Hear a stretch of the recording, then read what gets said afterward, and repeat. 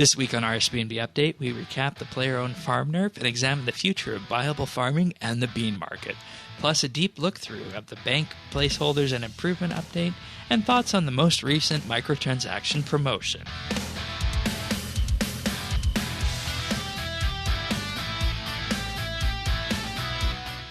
This is RSBANDB Update, episode 742, recorded Thursday, September 19th, 2019. Buying the farm.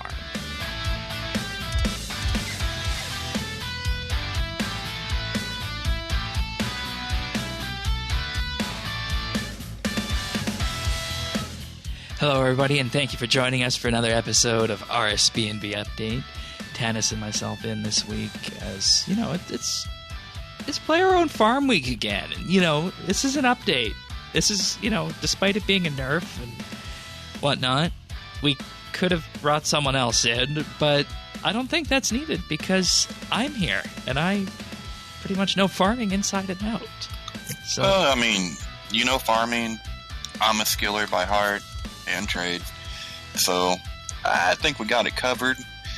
Can't believe we're calling this an update, though. That kind of hurts a little bit. And they did take one. They did do one very good thing with this news post. The news post is written as player-owned farm changes, not nerf. Well, they're not going to call it a nerf. Exactly, but they were calling it a nerf internally before, when you looked at some of the literature that Mod Raven and team was putting out. Well, because they know it's a nerf, they just don't. I still don't think it's a nerf. Well, because if you have enough, you're getting paid, but I'm not getting paid by anyone. No, you will be getting paid from your shinies, and you're getting paid. Like if you do the farm for GP, we know it's a buff. I actually want to go into this first, and just a bit of a recap on why I say it's not a nerf and it's actually a buff to XP. It's because if you look at the changes that were brought in terms of the XP side of the player-owned farm, yes, everything was cut in half, and everything now scales in terms of health and happiness. But Harvest XP can now be boosted by bonus XP. So if everything is healthy and happy, and you're running the full farmer outfit, and you're running the double XP from, say, Treasure Hunter for that example, you are potentially looking at around 12% more XP than you would get previously for all of the animals, right, assuming everything is healthy and happy. Do you realize what you just said? What's that? Treasure Hunter. Yeah, I know. Yeah, but it's not it's not just a treasure hunter. Remember, we were sold on this nerf because it's necessary for the integrity of the game. Yeah, and I mean we're going to see about that too. I haven't seen much movement on seeds yet. It wasn't about seeds, and when we'll get more into this as we go because we got some good, we got a good listener question to do with it. But it's really hard to have that stance and to sell it that way when in the next breath you're like, hey, but you can use bonus XP, guys. You want to buy some keys?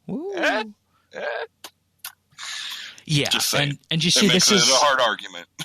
And this is what I'm saying with this is that yes, throw in a shiny animal, you're getting extra 25% XP on top of that. So you're looking at around 37% more XP than you would get previously before this update hit.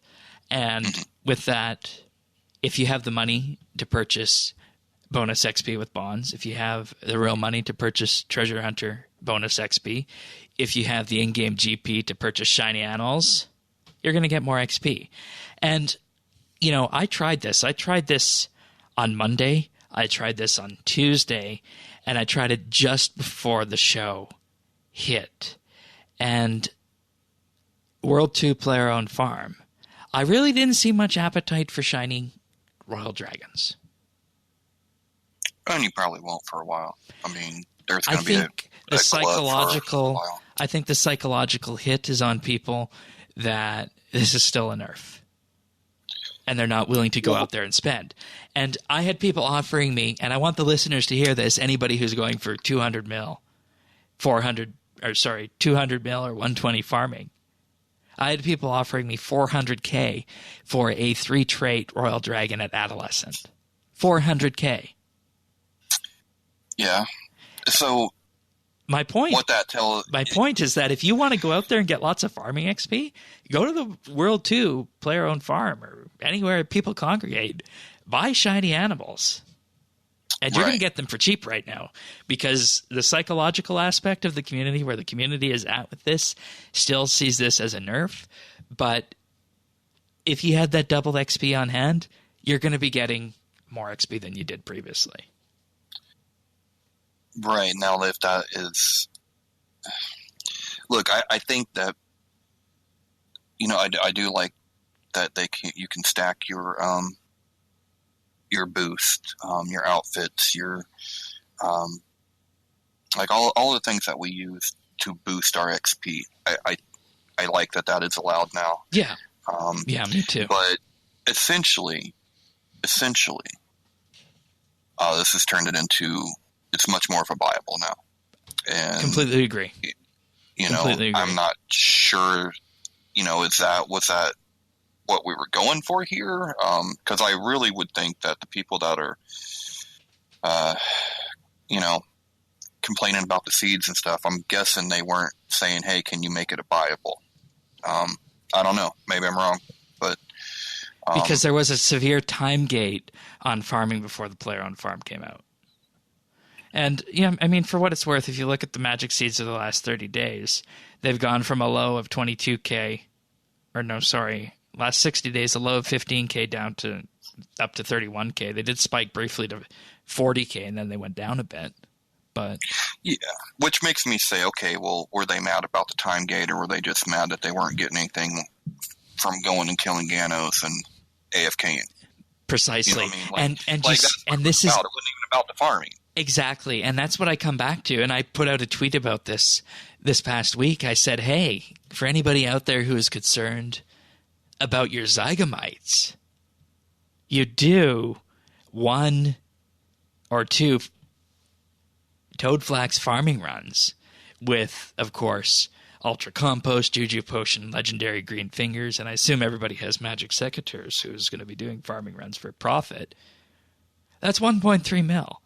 And the Zygomites will eat 192 mushrooms over the span of 24 hours. So if you just did 2 herb runs a day, these Zygomites are going to eat for 3 days after you do that, based on the current price when this was here. So you're right. It's not about the actual farming. It's about the constituent prices. But this is what I always go back to, is that if you treat farming as an ecosystem, it is one of the cheapest skills to train. Whether this was true back in the day with farming runs and maple and oranges, because this is the stage we were at back then, where maple trees and orange trees were the most economical to do if you were just doing basic farming runs. Or if we're here today looking at how we're going to be funding mushrooms, farming itself is a complete ecosystem. And I don't think anybody at this point, after this update is hit, and we've seen what the market has done, has a right to complain about the prices of feeding animals. That's if you want to go through that kind of work. It's 10 minutes a day. But like I said, it's 10 minutes a day to do that. Well, it's all going to tie in. It's 10 minutes a day for 2 farming runs. Right, but if you don't have bonus, if you let's talk about that now. If you don't have bonus, if you don't have the outfits, if you don't have any of this stuff, this is a serious nerf. There's no way of saying that it isn't.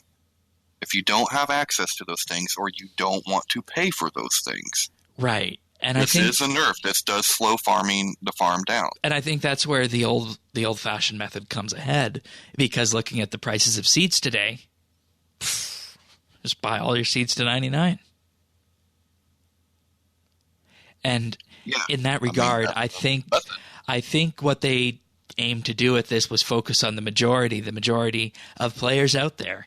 And I think we need to realize here at this podcast, we are talking to a group of players who are maxed.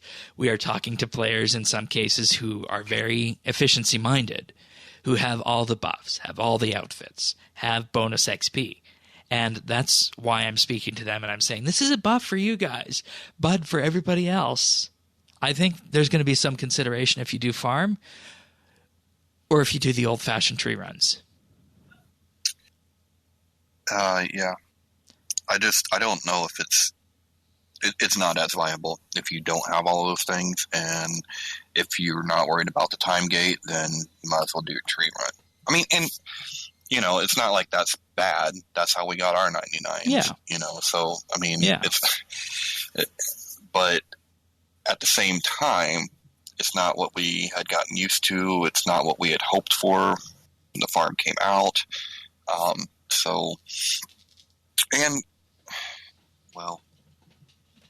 Yeah, I'll leave it at there because I have more on the farm later. Yeah, and I think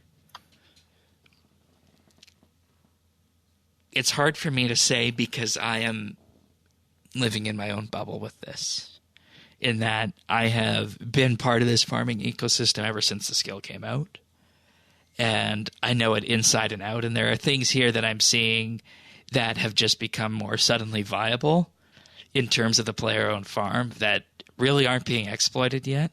And I want to talk about at some point in the future, but I want to do it in a more structured way through an Informer article or something. And I'll just say, I'm sure. And I'll just say it involves magic beans. Well, those haven't been. I don't even want to say anything. I don't want the attention drawn to it. I don't even look out. Just keep on going. I'll just say that you and I and everybody else who has 120 and 200 mil should probably, based on what I've seen this week in terms of people not being interested in shinies, shift their focus to magic bean production. Well, that's what I've always focused on because, the way I look at it, the farm works out in a couple ways. You can have your daily or weekly experience. Yeah. People get all pissy. It's 1.3 mil a week or this or that. I don't really care about that because what I'm looking for is a hell of a lot more than that in a hell of a lot shorter time. And I'll take my time to save up. I mean, I'll take months to save up, but when I drop it, I won't drop it. Yeah. Also, I just want to actually talk about something else for the people who are concerned about XP, health, and happiness and feeding. There's these things called beehives. And when the player-owned farm came out, honeycombs were selling for about $20K each. They're below $10K currently right now in game. And the woad leaf honeycombs that boost health are even less than that. So, I mean, we focused on feeding so much. I feel like the honeycomb side of it cannot be ignored as well. No, but I think the honeycombs, if you remember when it first dropped, part of the reason for the honeycombs keeping them healthy was for the breeding. Yes. That was for the breeding pen because the breeding was really slow. Yeah. And we went back to that really slow rate of breeding, essentially. Yeah. I mean, it's better than day one of the farm because at least there's a possibility of the other pens, but it's considerably slower. But I think that's why the honeycombs were so sought after, in those first few weeks. Yeah, delicious honeycomb right now, 562 GP. Yeah. If you have the money, this is a great time to jump on the animals and just all of that stuff if you have the cash. I don't even know if it's worth jumping on the animals for this one because if you're a bean farmer, it is. I mean, sure, but okay, if you're a bean farmer, absolutely, because as I said, Royal Dragons, nobody was out there on World 2 buying them. But you're going to get 2,600 beans. I know. For 400K. I mean, like, dude. And that's why I said, let's shift the focus to beans. And I'm not saying that that's what should be nerfed next. I don't think so. And I think they would have looked at that if it needed to be. But my God, this update has changed the farm in ways that I don't think people have realized yet. Oh, I 100% agree with you there. 100%. All you need to do is look at the magic beans. Yeah. And, maybe I should, instead of focusing on producing shinies, 2,600 versus 2,200, right? And the extra time to grow up, too. Mm-hmm. So maybe it's worth it to just do the regular black dragons. I don't know. But this is where we're at, folks. I thought that people would be interested in buying shiny dragons and shiny animals. Maybe they're interested in buying shiny zygomites or shiny spiders or something, for that example. I haven't looked into that part yet because I don't breed those. But my guess is it's just so new. There's a glut of animals right now. There's more when you have that kind of a supply. People just, it's just not in demand right now. Yeah, because people don't. They're trying to figure out what do we need. Once the efficient players figure out all of these ins and outs that you have already figured out because you're so into farming, I think this prices probably will rise as the backlog. And as we said, that's going to be a case of where the rich get richer because they're going to have the money to blow on double XP. They're going to have the money to blow on shinies. And they're just going to get these huge XP drops.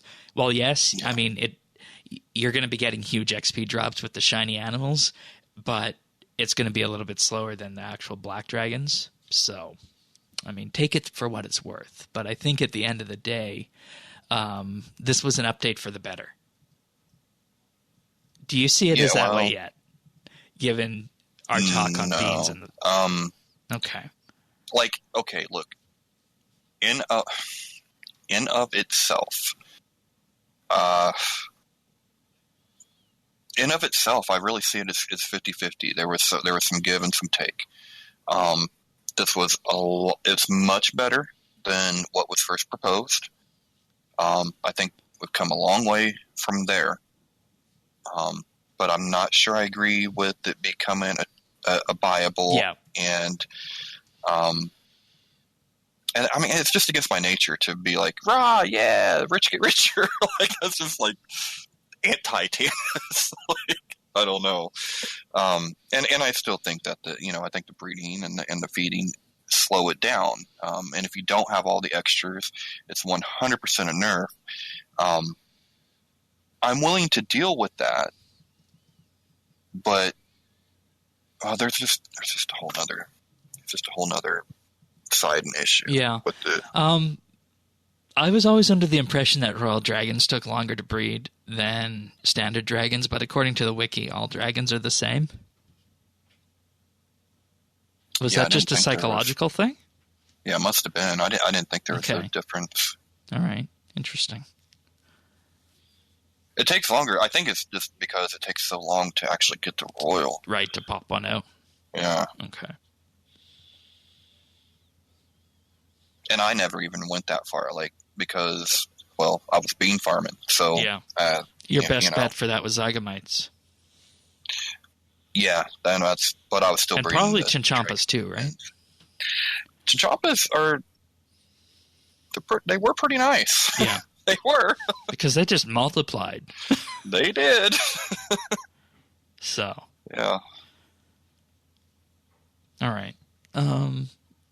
We talked about so many of these changes so much already when they were announced last week and weeks before. I don't know that I have much else to say on this, except the fact that it's here in my initial reaction to it that I just highlighted. Yeah, and like I said, it's not as bad as what was first proposed. There's some give and some take. I still think it's a little more take than give. But I'll take the strategic retreat at this point. because in my opinion, this wasn't as bad as the Hunter nerf. So, at least there's that. Okay. And now just a question to any listeners out there. Would you rather have this month an article on the farm and its changes, and in particular what it means for beans? Or would you rather have an article on microtransactions and Jagex's financials for the year ending December 2018? Those are the two choices for this month. I'm microtransactioned out. I want the farm, Shane. Okay. I want to see what an expert has to say, because you're not like a super skiller, but you're a super farmer. So like, there's going to be this whole angle that I think would be different than what I would see from someone else. All right. Well, let's see what everyone else see what everyone else thinks. Yeah. Okay. I don't even know if I was supposed to answer, but I couldn't help. I mean, that's fine. All right. Moving on. Next up this week, we did get the second iteration of the Bank Placeholders beta, which, oh my gosh. Please be good. I think it is. There's a changelog here. There's really not that much on this list. New NXT client. This moves object sprites into their own cache so that they no longer pop in while scrolling into the bank. That's something that was shown on a GIF before and is absolutely amazing. If withdrawing an item with worn inventory focus, it will now withdraw it to the backpack. If it can't be equipped and there's space to move it to the backpack.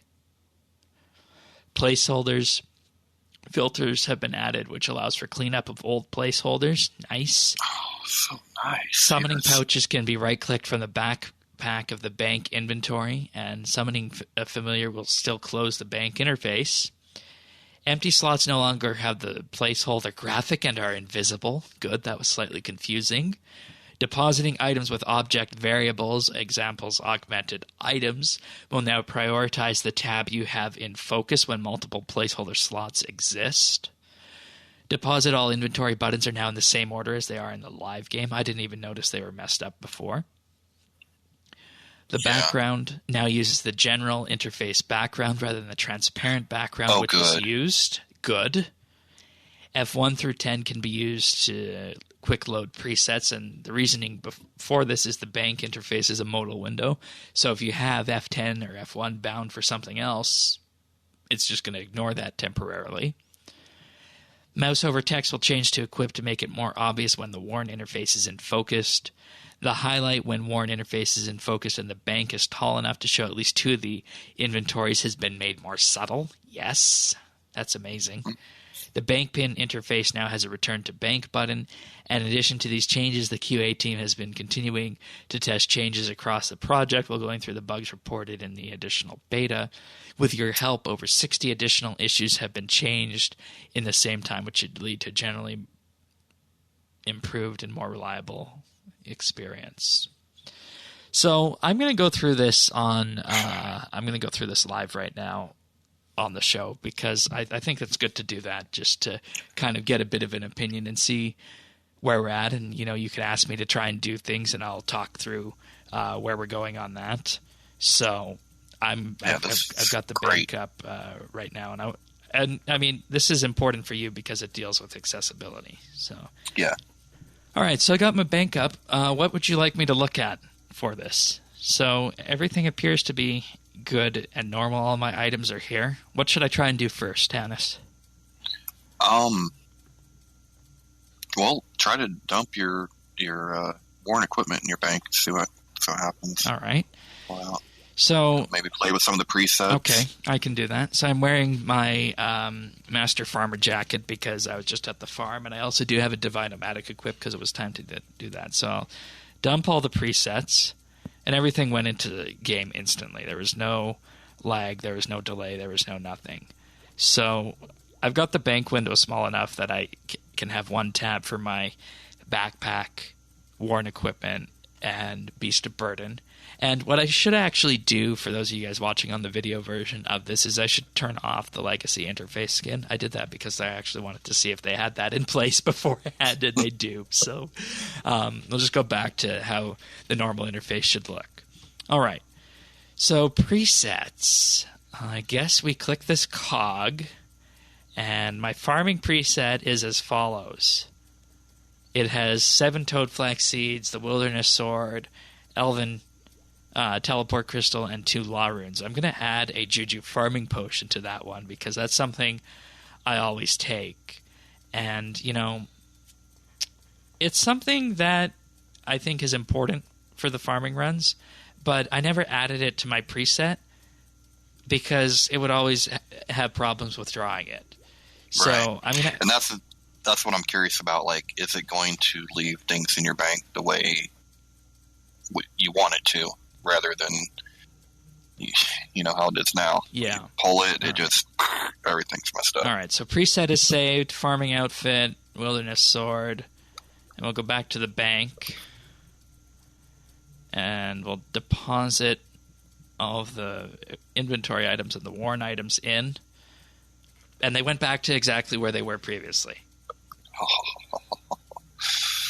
Oh, it's beautiful. Yeah, the Wilderness Sword and Teleport Crystal in particular went right back to where they were initially in the list. So nice. This is something you might not think about, but for me, it's very helpful for things to stay in the same spot. Like everything in my life, like I keep things in very specific spots so that like my memory can help. Can basically help. You know what I'm saying? Like I can use my memory to kind of make up for what I'm not seeing so good. So if when an icon is kind of small, like the Wilderness Sword, I might not be able to tell that's a Wildy Sword versus another kind of sword. Mm-hmm. But I would know, hey, it's third from the left on this tab. I know that every time it's going to be third from left, this tab. And in this situation, it's actually going to stay there. Because, you know, right now, if I put that in the preset, it's gone.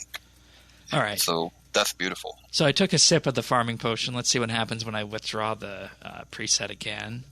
All right. It withdrew a 3 stack of the potion because I do have a 3 stack in there. So that's the expected behavior. And what I want it to do is I want it to use the least used potion. So what I'm going to do instead is I'm going to modify that preset to have a 1 dose potion in there. You see what I'm doing with this? If I modify, it'll grab the least. And there's also a checkbox, exact matching, and that is unchecked. So that's a checkbox on the preset one here. So this 1 dose potion, Juju Farming Potion, I had a sip of that one. It's empty now. Now I'm going to deposit everything back into the bank, and everything, again, went back to where it was. I was on my farming tab, so nice. My teleport crystal back to where it was supposed to be. And see, that's another thing that always messes up the teleport crystals because of the different charges on them. Yeah. But I have one of the special ones that is infinite. Oh, okay. Yeah. Oh, okay. All right. So we're back to normal. We have a bunch of 3-dose Juju Farming Potions, and we have a 2-dose one. And the preset has been saved with the 1-dose one. Let's see what I withdraw. Oh, I didn't give back my outfit. Okay. It withdrew a 3-dose potion. Did you have anything lower than that? I had a 2-dose potion in there. Oh. But it withdrew a 3-dose potion. Oh. Okay.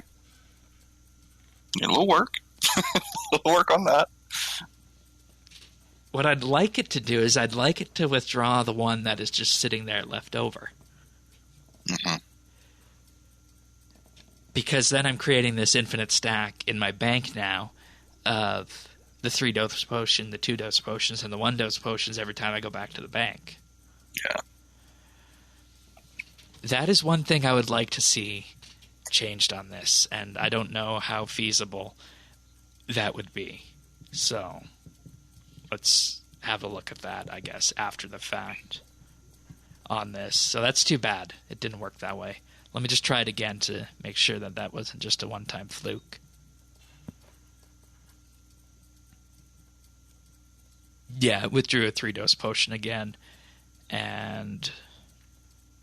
Is the 3-dose potion what you have the most of? Yes, it is. So maybe it's going for what you have the most of. Yeah.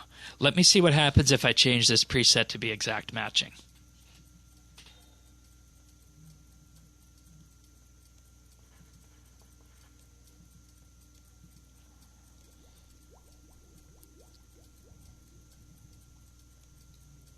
Three-dose potion again.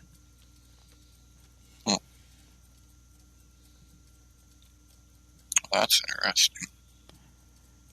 It's also worth noting that exact matching is a global setting, so it says when active, augmented items will be loaded only if the exact perks match. Oh, so this has this is exactly for just augmented items. Oh, okay. That makes more sense then, I guess.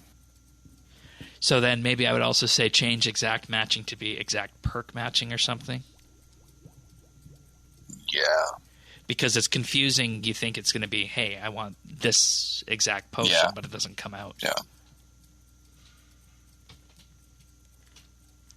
All right. That's unfortunate. That's my first disappointment, but it's a minor disappointment I see. All right. So I'm going to deposit everything again. And, one thing I think we can always do is look at how the bank interface looks when it's really small. When it's really small at the top right, you have the option to toggle between backpack, worn equipment, and summoning familiar if you have that out. But if you resize your bank all the way, you get to have different panels out in that you have both the worn items and the backpack up on the same pane. And to just see if this does the same thing for the summoning familiar, I'm actually going to summon a pack yak right now and see what that does with this. Yep, and this pack yak Beast of Burden is viewable right there on the screen. Oh, that's great.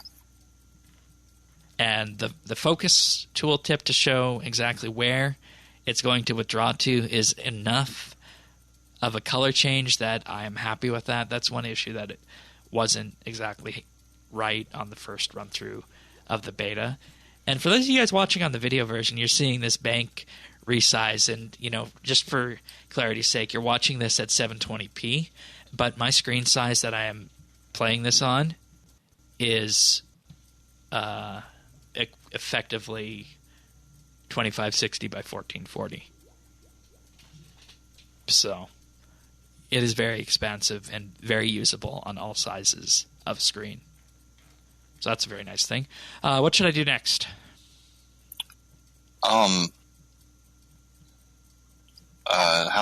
Nothing happened. They didn't do anything with the search, did they?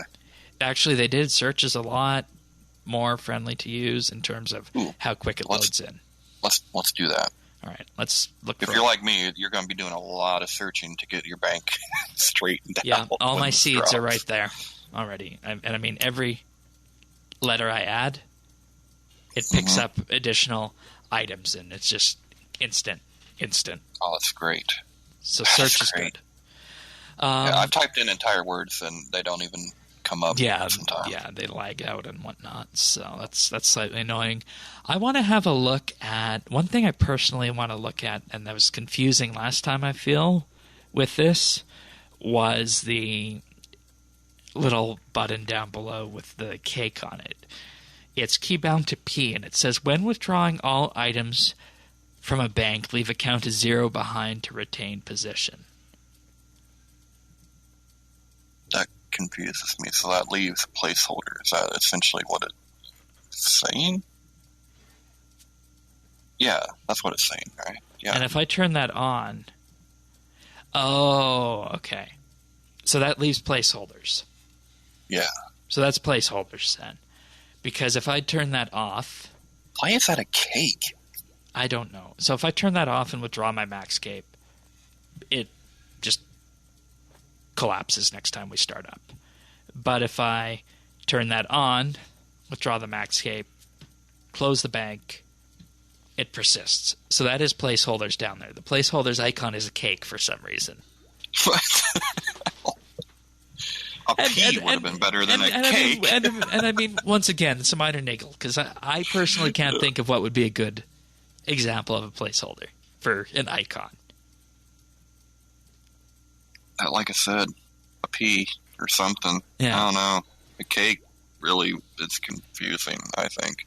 All right, let me look at...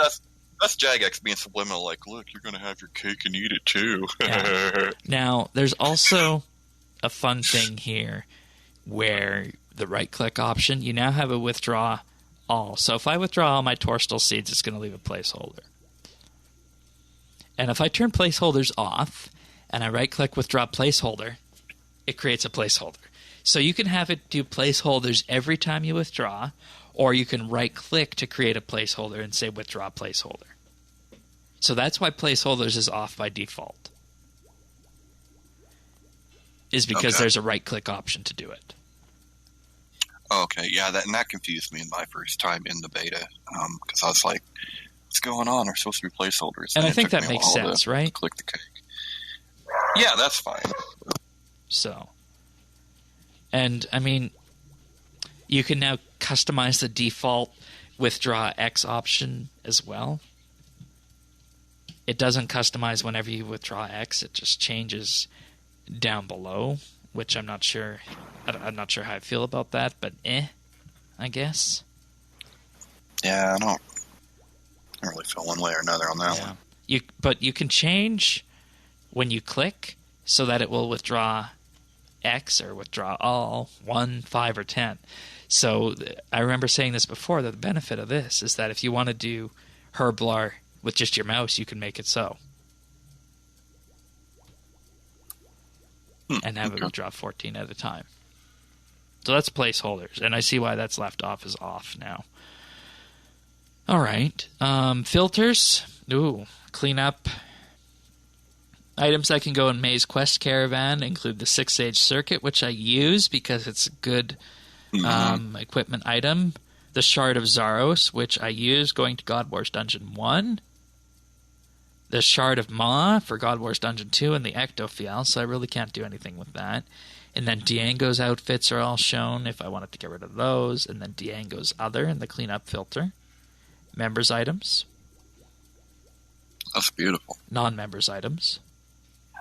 Worn equipment. Separated by category. Which is really nice. Once again. I wonder if it stays default if I leave that filter on. It does. So if I filter to worn equipment, boom, it's all there. Or if you have, there's another one, placeholders. So if you have placeholders for your best combat gear and you just want to see that, you can use that as a filter as well. Oh, that's cool. Excellent. And beyond that, I mean, there's extra tabs, of course. We have more tabs. There's, of course, the hidden feature where if you right-click the first tab, there's toggle tab position. So if you want tabs up and down, you can have that. I think I'm going to keep the tabs as is. You can change the icons of a tab by choosing Customize tab. You can choose an icon for all the skills. There's a quest icon, a GP one. We'll name this one Farming because it's the Farming tab. You have GP for like loot tabs. Yeah. And, this. I mean, Farming. Because right now my Farming tab icon is a plant pot, which, I mean, you could do that, right? Yeah. Yeah. But if you want a specific skill one, you can definitely do that as well. And, you know, the tabs seem a lot more responsive, and they're not doing the shifty thing when I withdraw an item from the next one over. You know how you would always have that little image of the tab shifting over, so that's good. Yeah. I don't really have any complaints about this except for the way that stack presets are handled. Yeah, I mean, this is what I was hoping for. I mean, it's what I expected, but it's also what I was hoping for, and we really need this. And, well, actually, at this point, I don't know who needs it more, the players or Jagex, but we both need it soon. Yeah. To work really well. I mean, the only thing I think that would put this over the top for me is if they had metadata searching. So if I typed food, it would show all the food. That would be cool. That would be amazing, but we don't have that. Yeah. Because I'm really happy because thinking about it, like this has more than I thought it would. You know. Yeah. There's even a button where you can toggle the equipment stats so you'll be able to see the equipment stats of what you're wearing. And are you happy with the interface shape? Like, does it do away with the ugliness of the I am, because my biggest gripe with the bank right now is that when you click the worn equipment interface on the current bank, it pops open the entire thing that shows the worn equipment and your stats behind it, and it takes up valuable space. And, there's the question of, hey, am I withdrawing to my bank or am I withdrawing to my worn equipment? And here there's no question. If I have the equipment tab open, I'm withdrawing to worn equipment. If I have the inventory tab open, I'm withdrawing to inventory. So there's nice. no questions asked on that. No more right-clicking, worn, yay, or where. Yeah. All right. I don't know that there's much else that I need to say on this. I think it's ready to go. The preset screen is a little bit odd if you have a tall bank because it justifies it right in the middle, so to speak, and people watching on video will be able to see this. But effectively what happens is if your bank is pretty tall, the presets pane will be right in the middle of it, and there'll be effectively a third of the bank space taken on top and a third of the bank space on the bottom that's just blank. Yeah, I wish we'd get an extra preset or two like we did with the action bars. Yeah, that'd be fun. Yeah, they're super expensive to buy. I'm going to try that load preset again. Yeah, it's loading the third one even though I have a 1-dose potion set. Let me have another sip of that one, see what happens when we put the 2-dose in. Because you can tell this is something that has bothered me for a long time. Uh-huh. because, I spend probably a minute or so, or a minute and a half after every farming run reordering the way my bank looks at the end of it. Just because I want my potions to stick where they are. I mean, I guess what I could do on this is I could just eat the 3 slots and have a preset slot for Juju 1-dose, Juju 2-dose, and Juju 3-dose, and that would solve that problem. Yeah. That would solve that problem. But, all right, withdraw preset 4 again. And it withdrew the 1-dose potion this time. Because I had a 1-dose in my bank. Huh. Well, that's what you had it set to, right? Yeah, I had it set to that. So now if I throw that away, put everything back in, we're going to withdraw the 3-dose again. So that's pretty much my only problem with this, I think. But beyond that, I think it's ready to go. Is there anything else that you'd like me to test on this? No, not really. I mean, I think it looks good, and I'm hoping that everything will ship and it'll be just perfect. Yeah, and one area of the experience I think that we haven't been able to look at because you and I are both iOS is how this performs on mobile. Well, yeah, that's another true. question. But depending on the week, it doesn't. Yeah. So we need a snare, Shane.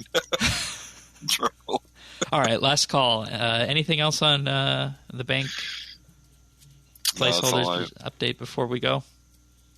I'm pretty settled with them. All right, sounds good then. Well, let's move on to the patch notes of the week then, because there are definitely some interesting ones this week. So starting off, Troll Chuckers, Shamans, and Brutes in the Berthorpe Troll Cave now have an equal chance to drop charms and therefore strange and gold rocks. but only when you have unlocked the Taverley Path book or have a skill total of 250 or greater. Seems a bit niche, doesn't it? I don't know who would go to Berthorpe Troll Cave to get strange rocks. But anyways. An issue where some of the curse prayers would stall the player and fail to initiate a Telos encounter has been fixed. That seems like a pretty big one. Players can now correctly unlock the Perdita pet after killing 1,000 Solax. Environment lighting no longer changes suddenly when climbing up to the all-fired-up beacon east of the Berthorpe Imperial Guard Camp. White and shaggy sheep in Edgevale that looked yellow are now white and fluffy. I don't know why they'd be yellow, but okay.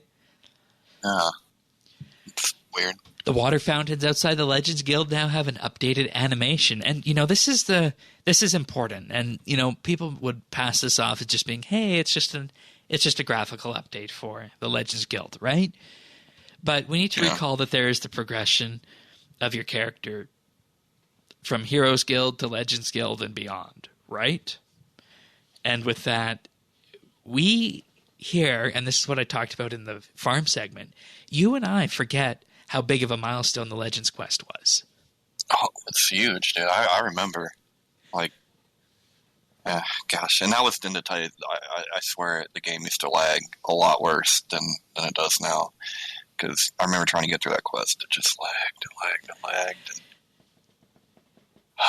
And, getting 107 quest points isn't as hard now as it was back then. But the point is that the Legends Quest itself, from a lore and narrative perspective and what you do in it, is substantive and still is today on the arc that your character takes. And because of that, that's why this one little patch note is so important, I think. Well, I mean, when as I with did the update to the it Legends was Cave important. too, a few weeks back. So. Right. And if you did, the Legends before Lodestones, that's where you recharged combat bracelets, and you could get. It was a whole nother, list of places. I know people who go. still use combat bracelets. Really? Yeah. Oh yeah. Okay. Yeah, and this is part of that fitting into the right mold. So. Other changes wise, the broadcast message for completing Anachronia Base Camp will no longer trigger when building bait boxes, as they're not required for the achievement. Players will now be able to claim the Tyrannan Quiver 4 from Elin in Prifddinas, and Elin is in the Max Guild, so if you miss your quiver, you lose it, you can also go to the Max Guild to pick it up. Simona will no longer give information about spiritual rangers for aviancy tasks. I just love these things to get mixed up like that from time to time. Fixed an issue that was preventing an elder tree from being regrown with magic beans. Adding farm animals to a Beast of Burden will no longer revert them to having a default name and traits. That's slightly concerning if you're like me and you spend upwards of 50 trait rerolls on one animal. I did that this week. Jeez, dude, that's a lot of beans. Yep. Custom fitting trimmed masterwork armor will no longer occasionally cause a disconnection.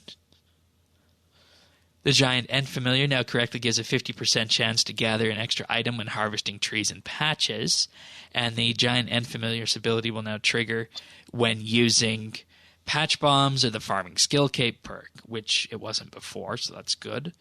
The Giant End Familiar also now states how many extra resources were obtained when using patch bombs or the Farming Skill Cape rework, and patch bombs themselves now work with strange rocks, skill pets, and farming urns.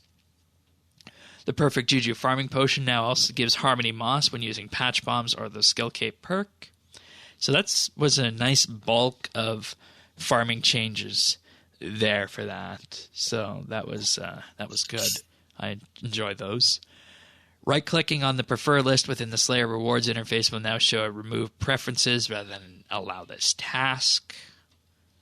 The Magic Secretary boost for harvesting Fellstock and Bloodweed is now consistent, resulting in slightly higher quantities of Fellstock and Bloodweed being harvested from a farming patch when Magic Secateurs are being used. That's cool.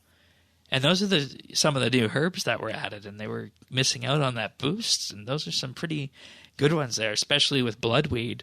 Yeah. I wonder if Arbok had the same problem. Yeah. Because that was added with Anachronia, and, well, I mean... If it does, it would be nice to look into. That would be nice to look into. Fixed an issue with text colors in the achievement window being hard to differentiate, and fixed an issue in the worn equipment interface that was causing the slot indicator to be offset when an equipment slot was empty. All right. That's it for the patch notes this week. Not much else to talk about in regards to that. So I think we can move on to questions unless you have anything else that you want to bring up. No, honestly, I'm looking forward to the questions. That's kind of the highlight of my day here. All right, sounds good. But before we do that, let's talk about Patreon and thank the wonderful folks who are taking the time to support us on Patreon. And, it truly does mean the world to us. So thank you. And this week in particular, I'd like to thank Arvids L, Brock H, Cass, Darren L, Diana, Jason S, Kyle, Logan H, Rippeth, Sam W, Tom V, and Zez. Thank you, all of you, for your wonderful support. And, this week we don't normally bring new people on board and give them a thank you, but I think I'm going to start doing that whenever a new person just joins in the middle of the month.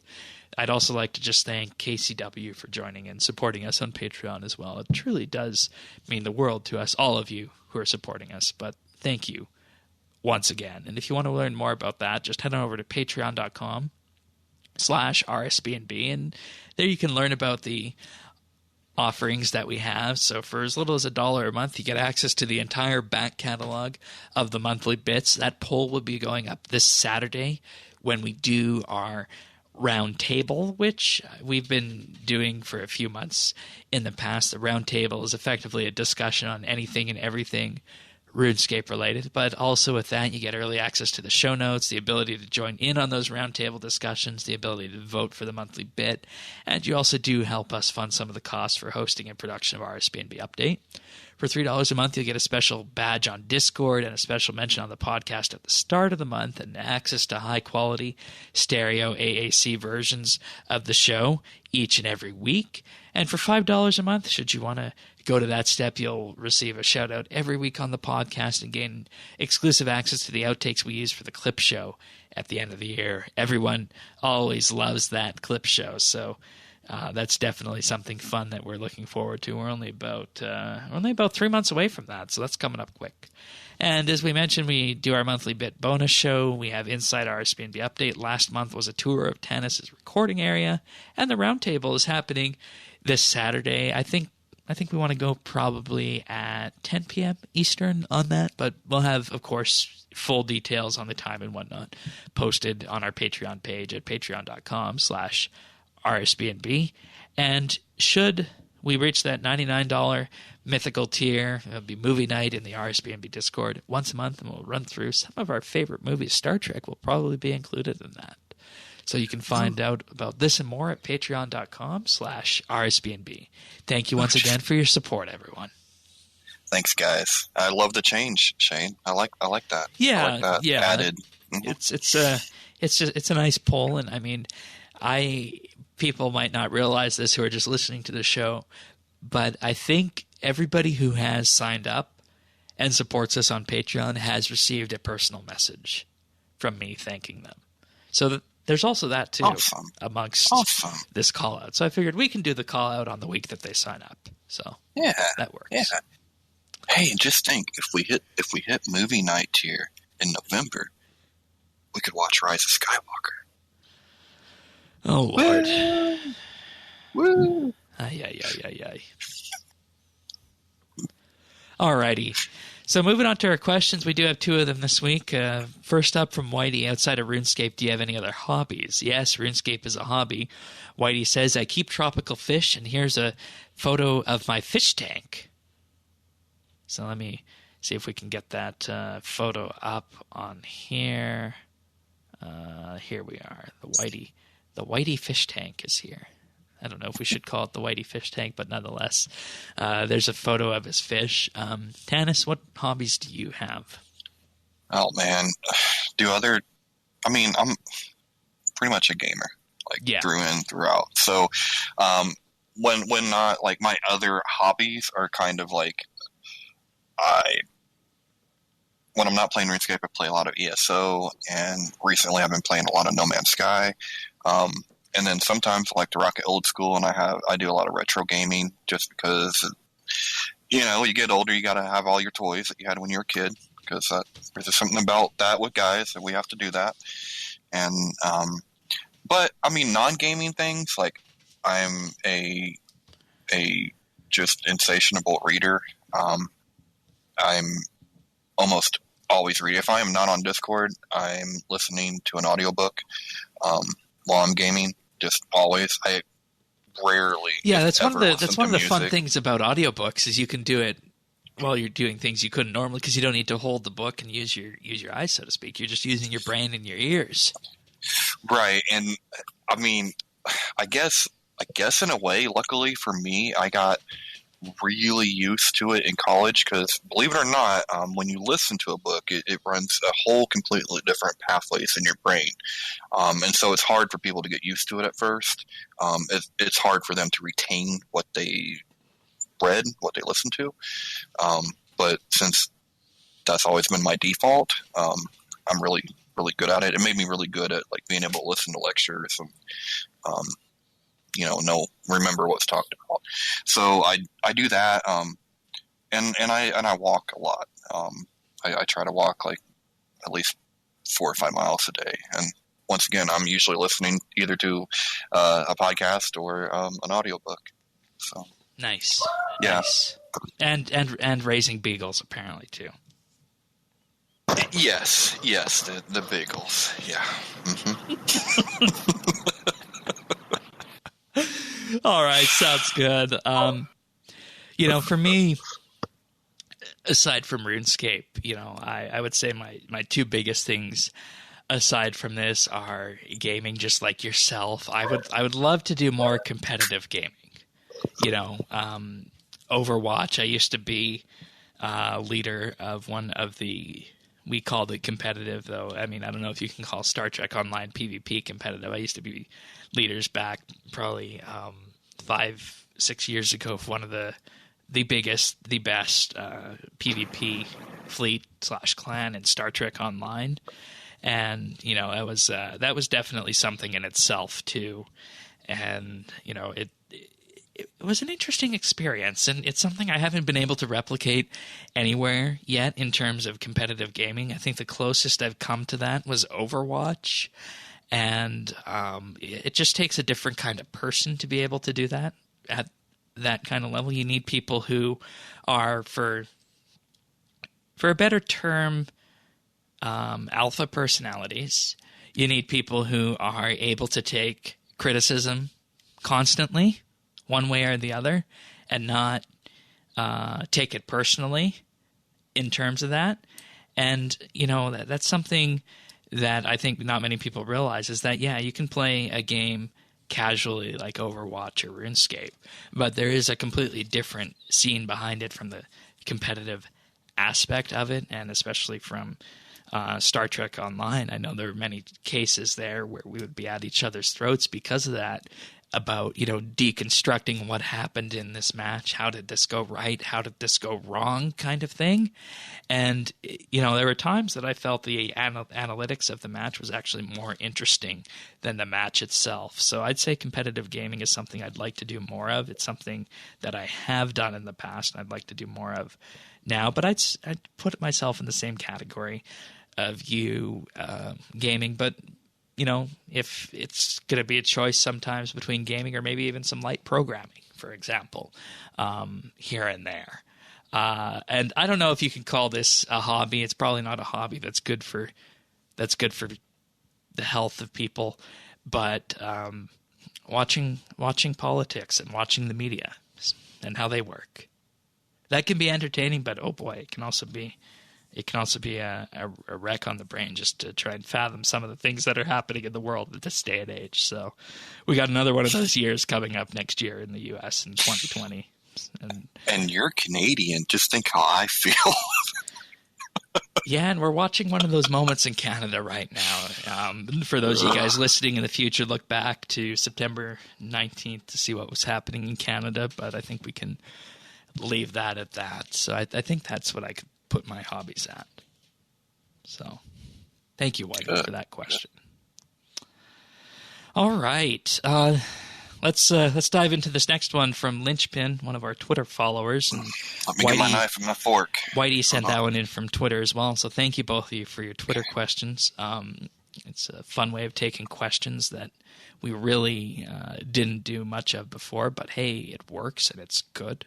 So from Lynchpin, with all of the talk on Treasure Hunter being overpowered recently, do you think RuneScape should drop the subscription model and make all their money from microtransactions? I feel like the population would go up and they'd make money. I don't spend any money on microtransactions, but I don't mind that it is in-game. What a timely question. Dude, the funny thing was, I just read this. I knew the question, right? But I just actually read the question, like, I don't know, a little while ago, and I was like, oh, holy crap. This is going to play right into what I wanted to talk about. All right. I want to actually start this off by I'm going to answer the question first, then we're going to dive real deep into this one. So, no, I don't think they should drop the subscription model from the game entirely and focus entirely on microtransactions. I think with the Chinese ownership and the way microtransactions in the world have been going recently, that would not be the sound fiscal decision to make. What do you think? Well, okay, I agree with you, but there's no way that I can answer this without going into what I want to talk about. Let me handle my other point then that I need to get off my chest from last week. So you recall that last week when we were talking about the smoldering volcanoes, I believe it was called, I talked about how Jagex was always making profit and how RuneScape 3 makes its own profit, and we said that, hey, RuneScape 3 is standing on its own, old school is not paying for us, yada yada yada, right? Recall that. Now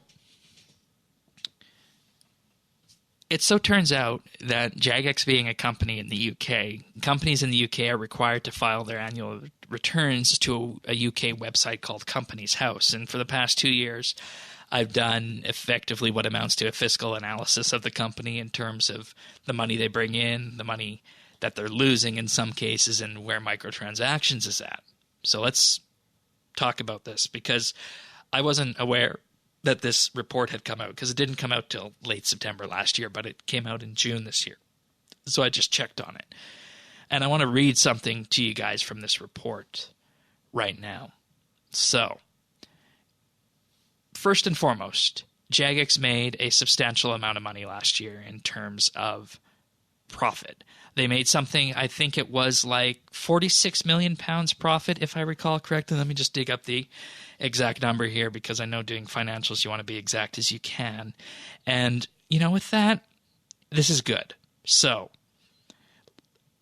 last year, Jagex made 92.8 million pounds of revenue. And with that, 61.2 million gross profit. Sorry, the 46 came from something else. So 92.8 million pounds of revenue with 61.2 million pounds profit for the year ending December 31st, 2018. Revenue is up that year from 84.3 million the previous year, but profit is down by about 300,000 pounds from the previous year. So for all intents and purposes, profit stayed the same.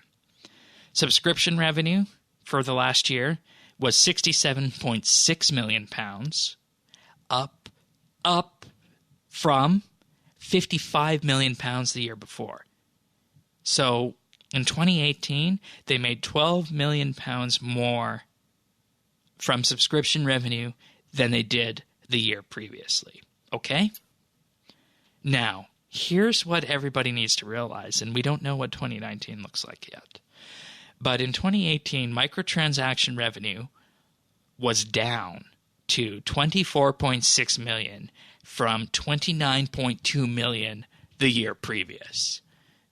And the reason for it is as follows, and this is from directly in the report. RuneScape's high product revenue remains stable at £47 million. 2017, £52 million. The year-on-year difference being an intentional rebalance of microtransaction offerings to boost product longevity and maintain good player sentiment. The team continues to provide regular new game content, made ongoing refinements to the game's operations. Old School RuneScape's product revenue increased to £42 million in 2018. In 2017, it was £32 million. So Old School made £10 million more in 2018 than it did in 2017. Keep in mind that the Old School mobile version of the game didn't launch until October 31st, so only 2 months would have been included in this, and I don't think you're going to make £10 million off of mobile in 2 months. So that's point number one I wanted to make, is that there's £5 million less in terms of microtransaction revenue than there was the year previous. Now, there's one other thing I want to highlight before we dive deep in on the semantics of the question and Tanis's idea on this here. So subscription revenue I mentioned was $67.6 million in 2018. Microtransactions was 24.6, down from 29.2. But subscription revenue was up, and overall, because of this, there was more revenue brought into the company year over year. And we don't know if this trend to pull back on microtransactions is continuing into 2019. We won't know until next summer on this, when this report is released. But there is good reason out there to believe that they would continue on this model, showing that subscription revenue can grow and microtransaction revenue can decrease. And that's why I don't think it's a good thing to just say, hey, let's stop the subscription and just do microtransactions entirely. Yeah, I mean, that's a great case that you laid out. I mean, I think the recent evidence is kind of going the other way there, but yeah, but I don't have it's hard to say, like, how has it been since January? I don't remember. And I mean, to me, I don't notice anything different in the amount that they're pushing microtransactions because I don't pay attention to it. And right. Only the numbers at the end of the year can tell that true story, and their internal marketing tactics, which of course we aren't privy to. Right. No, I agree. I honestly, even last week, I thought, at first, well, this is more of the same. Volcanoes. It's more of the same of the and the reason why was people have been crying wolf about microtransactions since the day they came into the game, right? So yeah, after a while, you don't pay attention to it anymore. Like, you're just like, yeah, they're okay, whatever. And I didn't really think about the implications, the bigger picture. And before I start to describe the bigger picture, I just want to let everyone know, like, Shane doesn't know what I'm going to say here because I've saved this because I want just a true, authentic reaction here. But I believe all of this is connected. Oh, actually, can I just say one more thing and see if this might influence what you're going to say before we do this here? So, £47 million, give or take, on RuneScape 3 revenue, right? Mm-hmm. And with that, we also know that there was 24.6 microtransaction revenue. So if we go 47 million minus 24.6, that leaves 22.4 RuneScape 3 subscription revenue. So there is more microtransaction revenue funneling in through RS3 than subscription revenue. Yeah. Based Which is, I mean, Because And I old don't think school that's does a not surprise. have microtransactions, right? Right. They're making it on their subscriptions, and they have so many. I mean, they're 3 times the population. So, maybe bots and whatnot. I mean, it's hard to say. It's hard to say. They still have to pay though, right? Which is probably why they're still there. Because we know Jagex has the technology to take out bots. Like, that's not really in question.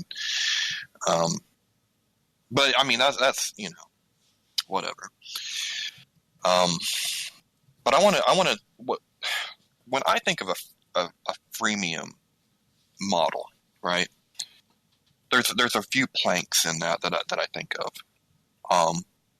One, you usually have the option of when it comes to what do I want to say, leveling. What's the word for leveling? Power leveling? Progression. Okay. So one in a freemium model, you progress either through a slow grind for free. Sure. Or you pay for a faster progression. Right. All right. This is what I'm really afraid of, and what I just kind of what's dawned on me. Look at what has been happening. It's more than just a treasure hunter promotion, right? The community, they're pissed off about another treasure hunter promotion. But when you look, are you referring to the lamps from last week or the Shadow Gem Virtus update? Well, they're pissed over both, but this is particular, and they're both tied together. I'll address each, but the smoldering lamps, we're talking about XP, right? Yeah, and that's helping progression on a skilling side or a completionist side, or however you want, to see it in that way. Now, the Virtus is actually jumping the line to give you level 80 gear and get you into bossing right off the bat. The minute you can wear it, you can go. Normally, that would have taken you longer, right? Now, you can't perk it, but it would be good. It's good starter gear so that you can learn, right? So, but normally it would have taken you longer. Yeah. So here's the thing. When you think about the Hunter nerf and the POF nerf, they're making it slow and grindy for those who don't want to pay. But if you want to pay, you can avoid that grind. That's the problem. That right there is the problem. I have no problem with MTX. None whatsoever. And I think that MTX would be fine if you weren't slowing the rest of the game down. And there would be no need to slow that game down if you got rid of the 200 mil cap. But they're not doing those things because they are slowing it down to make it more enticing to pay. That's what's happening here. And did you craft this theory, or did you read this somewhere? No, I just thought of this. Okay. No, I thought of this a couple, okay. Yeah, no. For comparison's sake, a Virtus mask is currently valued at 8 mil on the GE, the Virtus robe legs 26 mil, the Virtus boots 3 mil, Virtus gloves 2.6, and the Virtus robe top 32. Right. But now think of this, Shane. What do you normally see in mobile games? You see the same model. And we're going with mobile, and mobile's coming. It couldn't work with old school. They don't have microtransactions. So mobile helped them when it came to subscriptions. It's going to help RS3 when it comes to microtransactions. Because as you just laid out, they make more money from microtransactions. It's more than half. Right. So like I said, in of itself, do I get upset about microtransactions? No, not really. But I do have a problem with it when they are adding microtransactions with nerfs. See, that's what makes the difference. And then they have the gall to turn around and tell us we're nerfing it for the integrity of the game. So all these people out there that were saying, oh, no, we really need these nerfs. We really need those nerfs. We need it for the integrity of the game. I hope you are really pissed about the smoldering lamps that was bringing in 30 mil easily 30 mil from wait. 50 30 bucks. mil? Easily. If you had bonus is there XP like when a those video smoldering or volcano is came there out, like a video or something of this? yes, I think I'd sent it to you last week. I did not see that. It was, yeah, no, at first, honestly, I sent it to you thinking, oh, look at this. This is, people's going crazy again for no reason. And then I sat and I kept thinking. No, I don't see it, Janice. I don't see it. Okay. I don't think you did. It's a text, but yeah. Regardless, what the smoldering volcanoes were if you had bonus XP, dude, it was insane. Because what would happen, like, these were more powerful than the Phoenix lamps, which were more powerful than the smoldering lamps. Yeah. So it was a chance to keep using it over and over again. Like, no, like I said, I'm not an MTX hater, man, but that was nuts.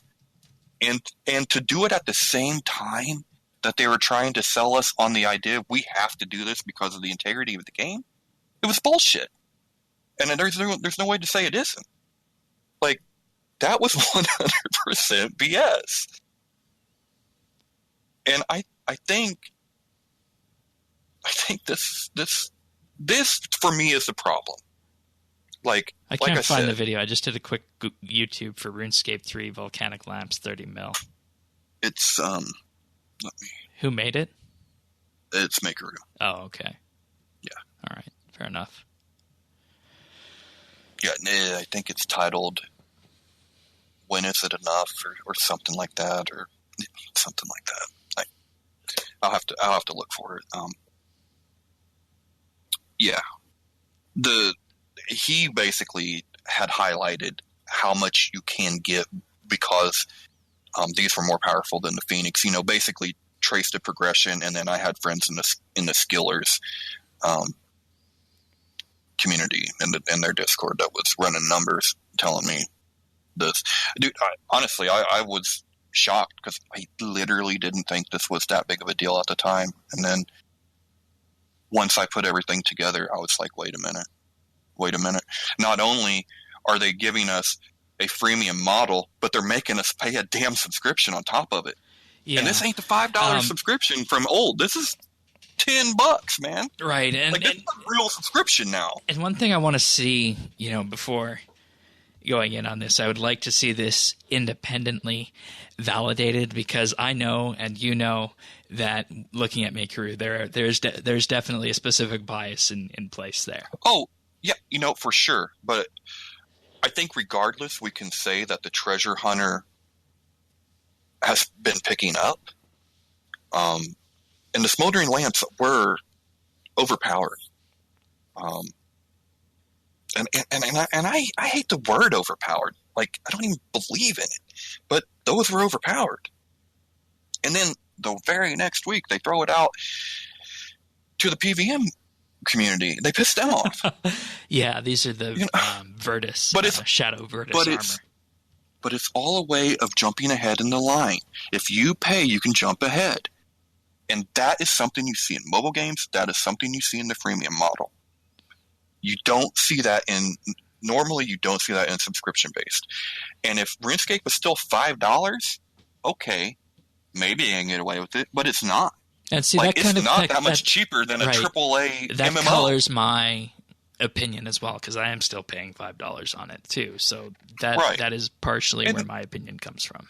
I mean, and me too, but you got to look at it as in, I'm an avid, ESO player. You can get ESO Plus. It's like $15 a month. Yeah, that's only $5 more. But look at the difference between ESO and RuneScape. I have long been a proponent of having a Plus membership in this game, a membership where you get more, where you have no microtransactions pushed on you, that kind of thing. Well, yeah, but that's kind of a protection racket, man. That's like Mafia. That's a mob, Shane. Right. And I mean, Cambridge Mob. I could say, to you, if I didn't value your opinion and whatnot, I could say, it's the Cambridge mob talking there. They're feeding But us. no, this was Tannis. They're telling Makeroo and they're telling Shithole to say 30 million XP. And you can hear and have the money to do the show it off and yada, yada, yada, that kind of thing. No, this was me. I even ran it by one of my closest friends. He was the only person I actually told, and I asked him just to say, have you seen this anywhere? Have you seen anybody point this out? He was like, no. Because the community did what they do. They got pissed, and they raged. But no one actually thought about what was going on. They slowed it down.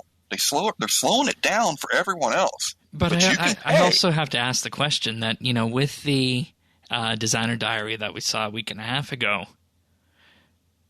on that, in particular, the future of RuneScape and how there will be no dead content in the future, that implies that they want to speed things up through gameplay as well. How is that? They're just talking about remastering and making the game better.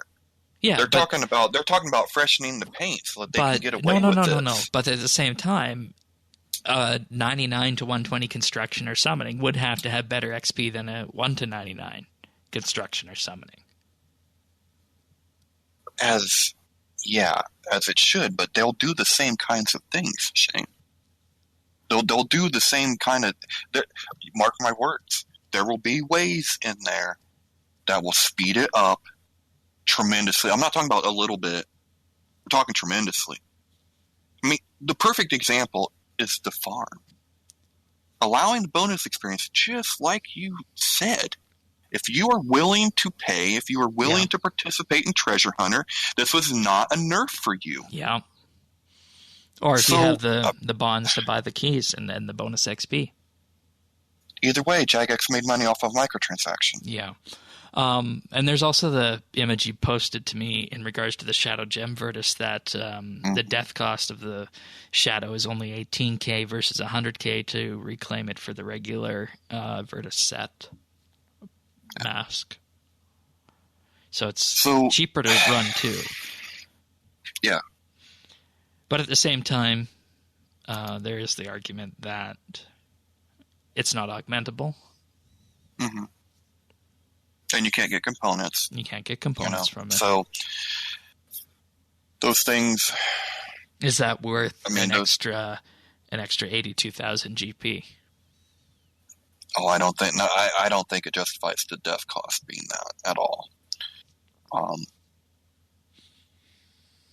don't think it justifies the death cost in any. I don't think the death cost is in any way defendable. And I honestly would like to think that was an oversight on their part somehow, some way. It was a mistake. Because that does not make any sense at all. I don't know. I mean, that's where I'm at. I'm not willing to accept this theory until we see it happen again. Well, so I mean, it's out there. Like this is. I mean, I'm going off of what I've seen over the summer, and from what I've seen this summer is Nerfs and Treasure Hunter, and that's why. I mean, that's why I can't. Even a broken clock's right twice a day, Shane. So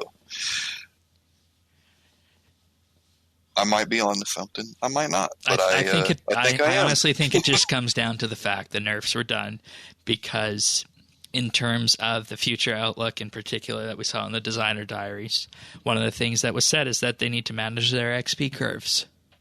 They're not managing.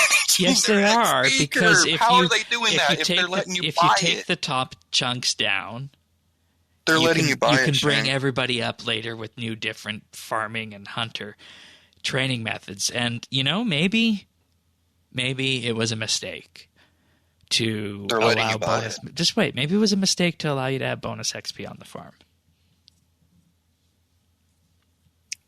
It was a plan. They meant to do it. But I don't know that there is a top-down approach from marketing through microtransactions or through finance through marketing through microtransactions to the team that makes the farm that says, hey, let's allow bonus XP so people will spend more on microtransactions. Hey, let's nerf Hunter so that'll happen too. I never thought it either. But when you look at what is the results, I mean, that's what's happening. I think it's a case of seeing things that are in line with how you felt about the nerfs initially. Yeah, but I've never had a problem with Treasure Hunter. I know. I don't see Treasure Hunter like that. But I'm saying in regards to the nerfs, how you saw the Hunter and farming nerf. But it's not, like, I didn't have any opinion on Treasure Hunter. No, definitely not. Like, so those two things, like, I don't know. Do they have a top-down approach? I don't know. Like, it sounds conspiratorial. Exactly, and that's what I'm concerned about here. Because, we make fun of the Cambridge mob for whatnot, Right, but and I don't want to be perpetrating those things. But we're not perpetrating anything. No one's... Thanks for your vote of confidence, too, by the way. But no one's mentioned this. No one said... I haven't seen this anywhere, and I've asked... Like I said, I asked if anyone had seen it. So I actually haven't seen anyone come across this. But this is how freemium games work. Like, it's an excessive grind, or you pay to get to the front of the line. It is also, and I will say this, it is also a tactic employed by the Chinese. Well, who owns Jagex, Shane? Yeah. And I don't feel like I'm not going overboard. I'm not adding in the suspicious mod disappearances or anything like that. I mean, I don't think there's nothing to that or anything. I'm only looking at what we have in front of us over the last 3 or 4 months. I mean, that's really where all this came from. There's no way of confirming it. Well, if we keep getting more nerfs and more Treasure Hunter, I mean, it's a pretty good idea that that's happening. But they said front out that they want to balance the XP curve so that they can add in new content that won't be dead content on arrival, meaning more powerful and better than it was previously. But if that's true, then why are they ramping up on the Treasure Hunter? End of the quarter? If what you're saying is correct, then they're the dumbest company when it comes to their image that I've ever seen in my life. Like, they make EA look brilliant, right? Like, EA are like, yeah, and you know why that is? And you know why that is? And you know why that is? It's because there is a central place where these opinions get posted and they get concentrated called r/RuneScape. And we all know, as we've talked about last week, and I was saying this to you guys, is that it's more comfortable to be in the majority or the minority. And it's more comfortable to be in either the majority or the minority, whichever one is louder. And that's exactly what Reddit provides for. And that's why I think there needs to be a stronger approach to make it a more positive environment. No, you're not going to get a disagreement from me that Reddit needs to be more positive. But Jagex is really not paying attention to how they're coming across. Right, but that's what the noisy section is saying. That's what the noisy section is saying. But what does everybody else out there think who's just playing the game and doesn't give 2 squats about what happens in the social media echo chambers? No, I think this was what's different, Shane. I think the smoldering lamps or the smoldering volcanoes I think it was different. I don't think there's been a treasure hunter controversy this big since Silverhawks, maybe. Like, this one's big. It's bigger than I thought. Like, it's bigger than I thought. Like, I really didn't. Like I said, I was making fun of it until I started thinking, wait a minute. They just nerfed Hunter. Wait a minute. It's nerfed the farm. But you can use bonus XP. We might have a problem here. I'm on the side that you need one or the other. but both together make you look really bad. And shouldn't there be somebody saying, okay, even if it's not intentional, someone should think about how it looks? Like, it doesn't look good. Well, Jagex has never been a company that really managed that. I mean, going all the way back to the beginning, it's something that has always been an issue for them. They have got better, they have got worse recently. So, yeah, I don't. Well, and that's the other. I mean, that bugs me too. They were on such a good streak, and then the summer hit, and I don't know where we're at now. At this point, I still feel good after the bank. I still feel good after the Designer Diaries last week. Well, I did too, and that's the worst thing. It's like, you're playing with my heart, Jagex. Like, I actually thought, okay, I felt good on the development side. And then you turn around, and they start just, really going all in on the MTX, which normally isn't a big deal, but I think in conjunction with everything else, it might be a bigger deal this time. Well, there's two options for this, and it's quite simple, and it requires, if there is a true problem, it requires everybody to stand up and solve it. And if there's not a true problem, then things will continue on as they are. And the solution for this is that complaining and bitching online doesn't get you anything on this. The most surefire way to have this stop is to have microtransaction revenue decrease by 10, 20, 30% next year. And what that requires everybody to do, and, I can imagine that the people who are complaining about this don't ever buy keys. You don't buy keys. I don't buy keys. And if this is a true issue for the majority of the community out there, after this volcanic lap issue, stop buying treasure hunter keys. That's the only way this is going to change. Is if the money shifts. Yeah, you're probably right about that. I mean, that's the only thing. Or if there is a top-down decree by the EU or at the UK government after Brexit happens that, hey, you can't have games a chance like this, you need to disclose full odds and push them towards more of a cosmetic streak like Rocket League or Overwatch. Yeah. And see, and you know what's one of the saddest things about this whole situation is, Shane? You know how you talked about they backed off a little bit last year? Yeah. Well, remember what else happened last year in the microtransaction? They tried an experiment called Rune Pass. And if people hadn't lost their goddamn minds, then we might be looking at Rune Pass right now instead of Treasure Hunter, which would have been a much better option. And you know what? It wouldn't have mattered if you nerfed things at that point. I mean, I would still have a problem with it, but there wouldn't be a tie-in with Treasure Hunter at that point. Yeah. But everyone lost their minds. So, like,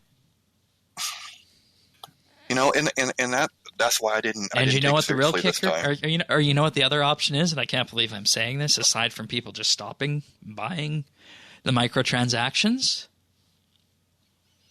go play old school. Yeah, and I think people are going to be doing that. Some.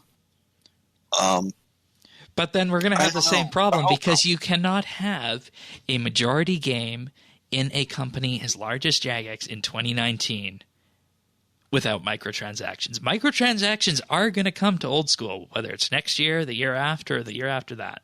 They are going to come. With that many subscribers out there, if they were coming, though, they would have came with mobile. Oh, no.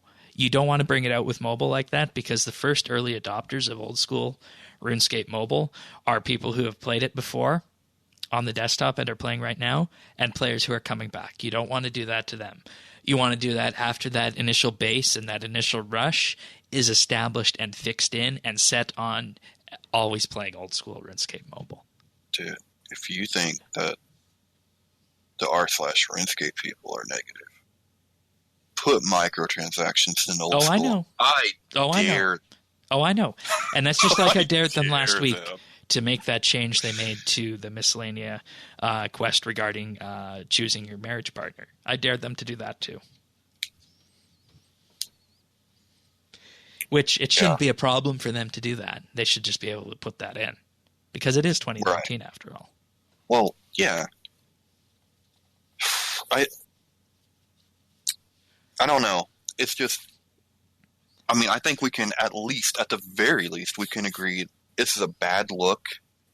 It's bad optics. We're getting, you know, I mean, we haven't been getting a lot in the way of game updates. This stuff is just sitting out there. It's simmering. It's not going anywhere. And then from week to week, they're shoveling another load of coal on the fire. And you're like, what are you doing? People are going to RuneFest dressed as keys, which I think is hilarious. But that's pretty funny. I mean, come on. It is pretty funny, right? It's pretty funny. But, I mean, you know, and you know what? Part of the microtransactions is our fault because they did try different things, and we automatically shut it down before it had a chance. But, you know, like I said, I hope I'm not right. But if we keep getting nerfs...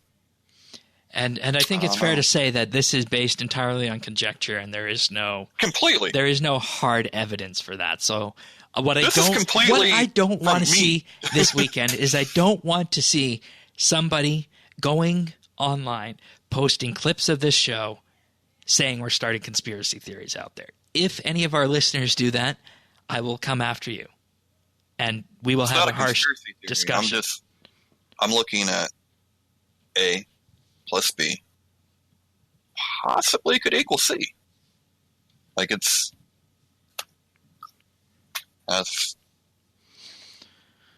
or you have two unrelated things, but if they're unrelated, they're not popular. There's a famous Star Trek episode that comes to mind with this. It's called The Voyager Conspiracy Theory, or The Voyager Conspiracy.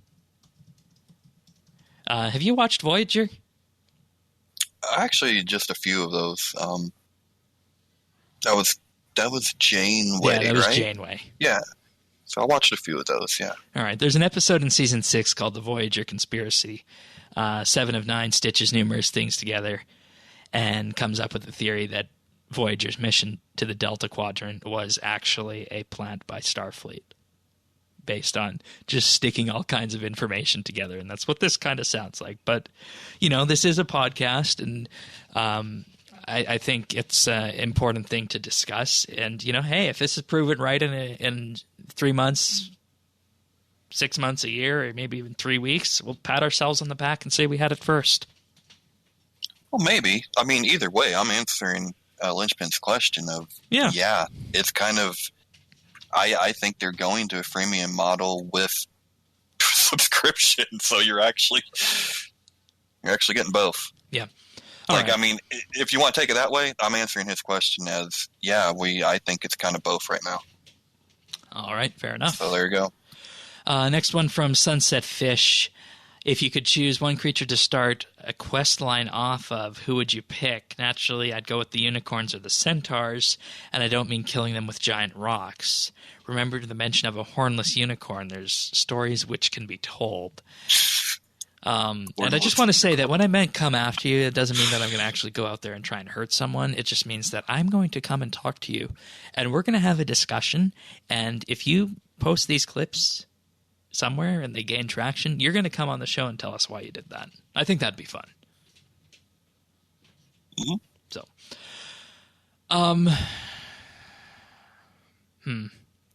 creature.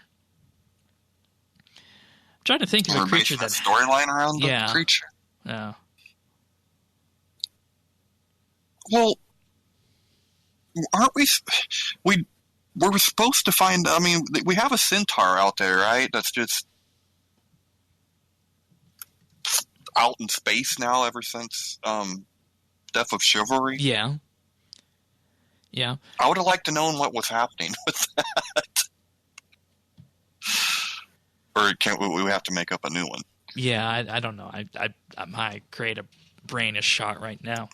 One thing we were promised way back when is that there would be a whole storyline around mammoths in the north, and the only mammoths we got were the Slayer creatures, so I'd like to see maybe something about the mammoths somehow, if at all possible.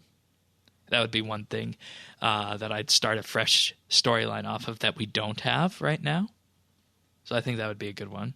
And yeah, the Centaur is definitely one that's out there and it's just like off in this weird corner. And, Yeah. I think if we're looking at Death of Chivalry, that might fall under the Sears Village blanket, which they would have to do a Sears Village remaster for, I guess, based on the content stream a couple weeks back. I Bringing guess that's that in. right. So, Yeah. but the one I want to hear about the most that I can only say Gnomes, I can say Elemental Workshop Part 5. Those are just quest lines that I'd like to see continued. But one creature that we've seen kind of tangentially and we really haven't delved that deep into, the Icene. Yeah. Because there was that one bit in one of the My Rec quests, and beyond that, there's really not that much mention about the Icene, except in the lore books and, of course, Commander Zeliana. Yeah. Well, that's the thing. Like that's all part of the vampire quest line, right? Yeah. Where, what's his face was actually so fun going through. Yeah, that one was fun because like the Icene occupied that land right before the vampires, and we also know like Ceradomin's Icene, right? The ambassador is Icene. I don't believe Ceradomin himself is Icene. They're just aligned to the Ceradomin. But he's blue, isn't he? Yeah. But, I mean, I'm colorblind, but I thought he was blue. Right, he is blue, but Commander Zeliana is also not blue. The outfit is blue. Oh, I thought they were blue. No. I thought Icenes were blue. Ceradomin is blue. I think what you're thinking of in terms of being blue was one of the very early pre-graphical reworks of Commander Zeliana. Oh, okay. Yeah. But, I mean, the Icene would be, I think, a jumping off point to continue the vampire storyline in a different way. Plus, there's also lots of interesting, unique things they could do with the Second Age if the Needle shenanigans do continue going forward on that. And, because of that, I'm just thinking, boy, I wish we could get back to these quests where we could have, 5-6 quests a year. That's what I put in the survey. Oh, man, you know what I'd love to know more about?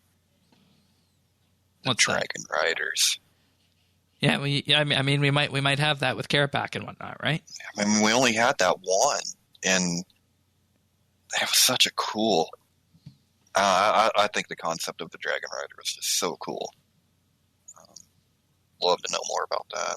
Yeah. I would totally build a storyline around the Dragon Riders. Yeah.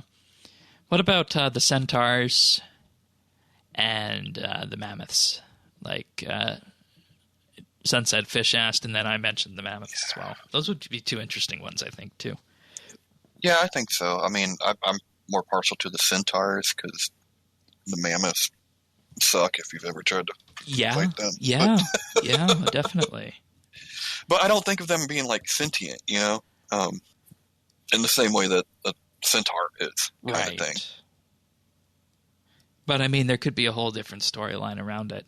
And, it just said creature, and I think naturally a mammoth-based storyline would probably morph into something Fremennik related. That would make sense. So, I mean, those are the furthest north people, right? Yeah. Except for the lunar people, Lunar Island. Yeah, but they're Fremennik. They are? Yeah. Oh, okay. Fair enough. Remember they went there was a break in they don't like. Right. Okay. Yeah, they don't get along with the dude, with the head. Yeah. So it's a whole thing, but yeah, they're totally Fremennik.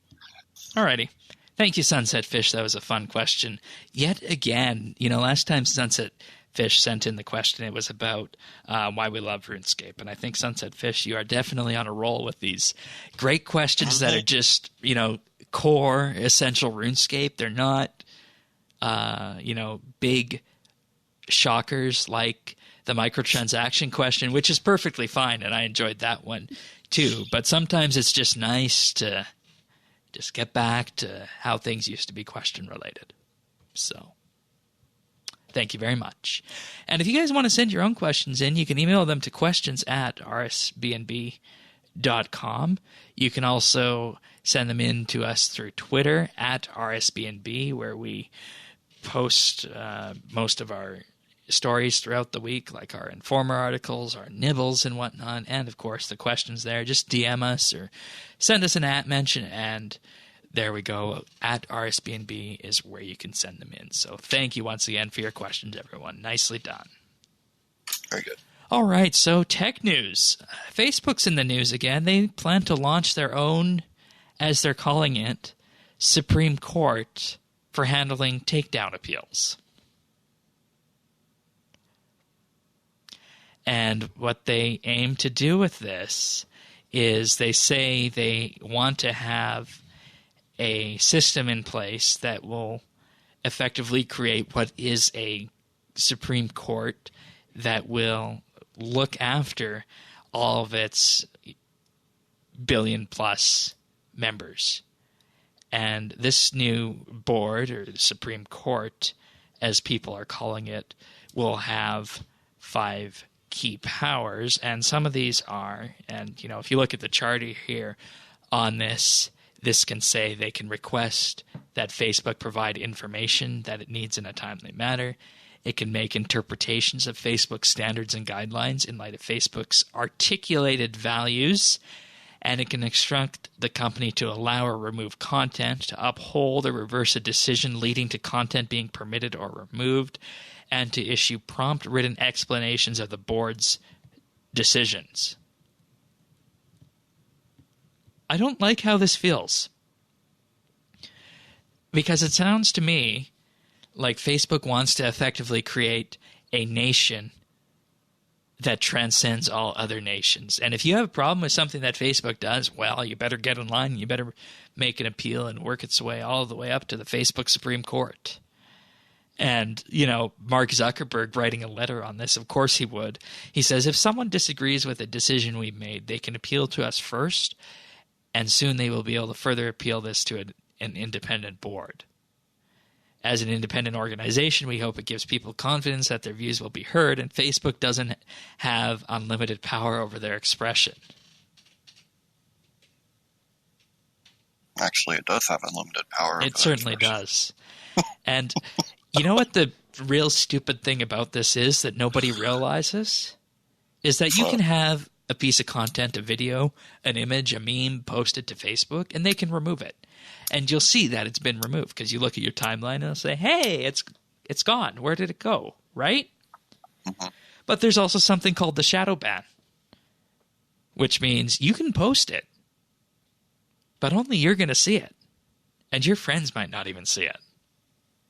And the question is, how is someone supposed to know if they've been shadow banned? Yes, if your content has been banned, if they remove it straight up, but what if this shadow banning happens and rather than actually just removing content, they just go down this path and people don't actually know if their content has been removed? Yeah, it sounds to me like this would be a good case to stop turning over our political power to corporations. Mm-hmm. Maybe keep it and vote. Yeah, and you know what one of the funniest things is? If you look at Google, Facebook, Twitter, practically every large tech company under the sun, they, on the surface, say they're progressive and they issue progressive values. But, oh boy, they're donating to folks like, I believe it was, what's the guy's name from Iowa? Steve something or other? Steve King. Where? Steve King. Oh, jeez. The Cantaloupe Calves guy. Oh, yeah, there you go. Lord. And, people don't need this because they have this in their day-to-day life. You look on the news, you look on the TV, you say X, Y, Z case is going up to the Supreme Court, and we're going to get a ruling on it. Do we really need something like this on Facebook? No, this is ridiculous. Like, they want to govern their 2.4 billion active users, they say. And that's what it's turning into. You post on that website, you are taking effect, being part of a pseudo-nation. But see, this is what happens when you leave when you leave companies to regulate themselves. They should have, if we had regulations in place, they would have to adhere to do them. that right off the bat. Yeah, and you don't need this. But here's the problem: you can create a regulation in the U.S. to do that, but you can't guarantee that Canada and the U.K. are going to do the same, and you definitely can't guarantee that China and India are going to do the same as well. Well, right, but plenty of companies have no problem kissing China's ass and giving them whatever they want. They'll make a whole new platform. Yeah. So they can use it. Yeah. So, I mean, whatever. I mean, the problem here is that we have just uncovered one of the biggest issues, and it has been an issue for a long time in these big transnational tech companies, is that they are, for all intents and purposes, not beholden to the U.S. to get their regulations from. They're not beholden to Canada. They're not beholden to the U.K. They will go to the countries where they can operate to make the money. And because of that, because the laws are different in Canada, the US, and the UK, that means that they feel that they have the duty, I guess, or I guess in some cases the responsibility, as Facebook feels. As per transparency of all things, as they're saying this, it came from a transparency report. They feel that they have the ability and they have the responsibility to create their own systems that run parallel to that of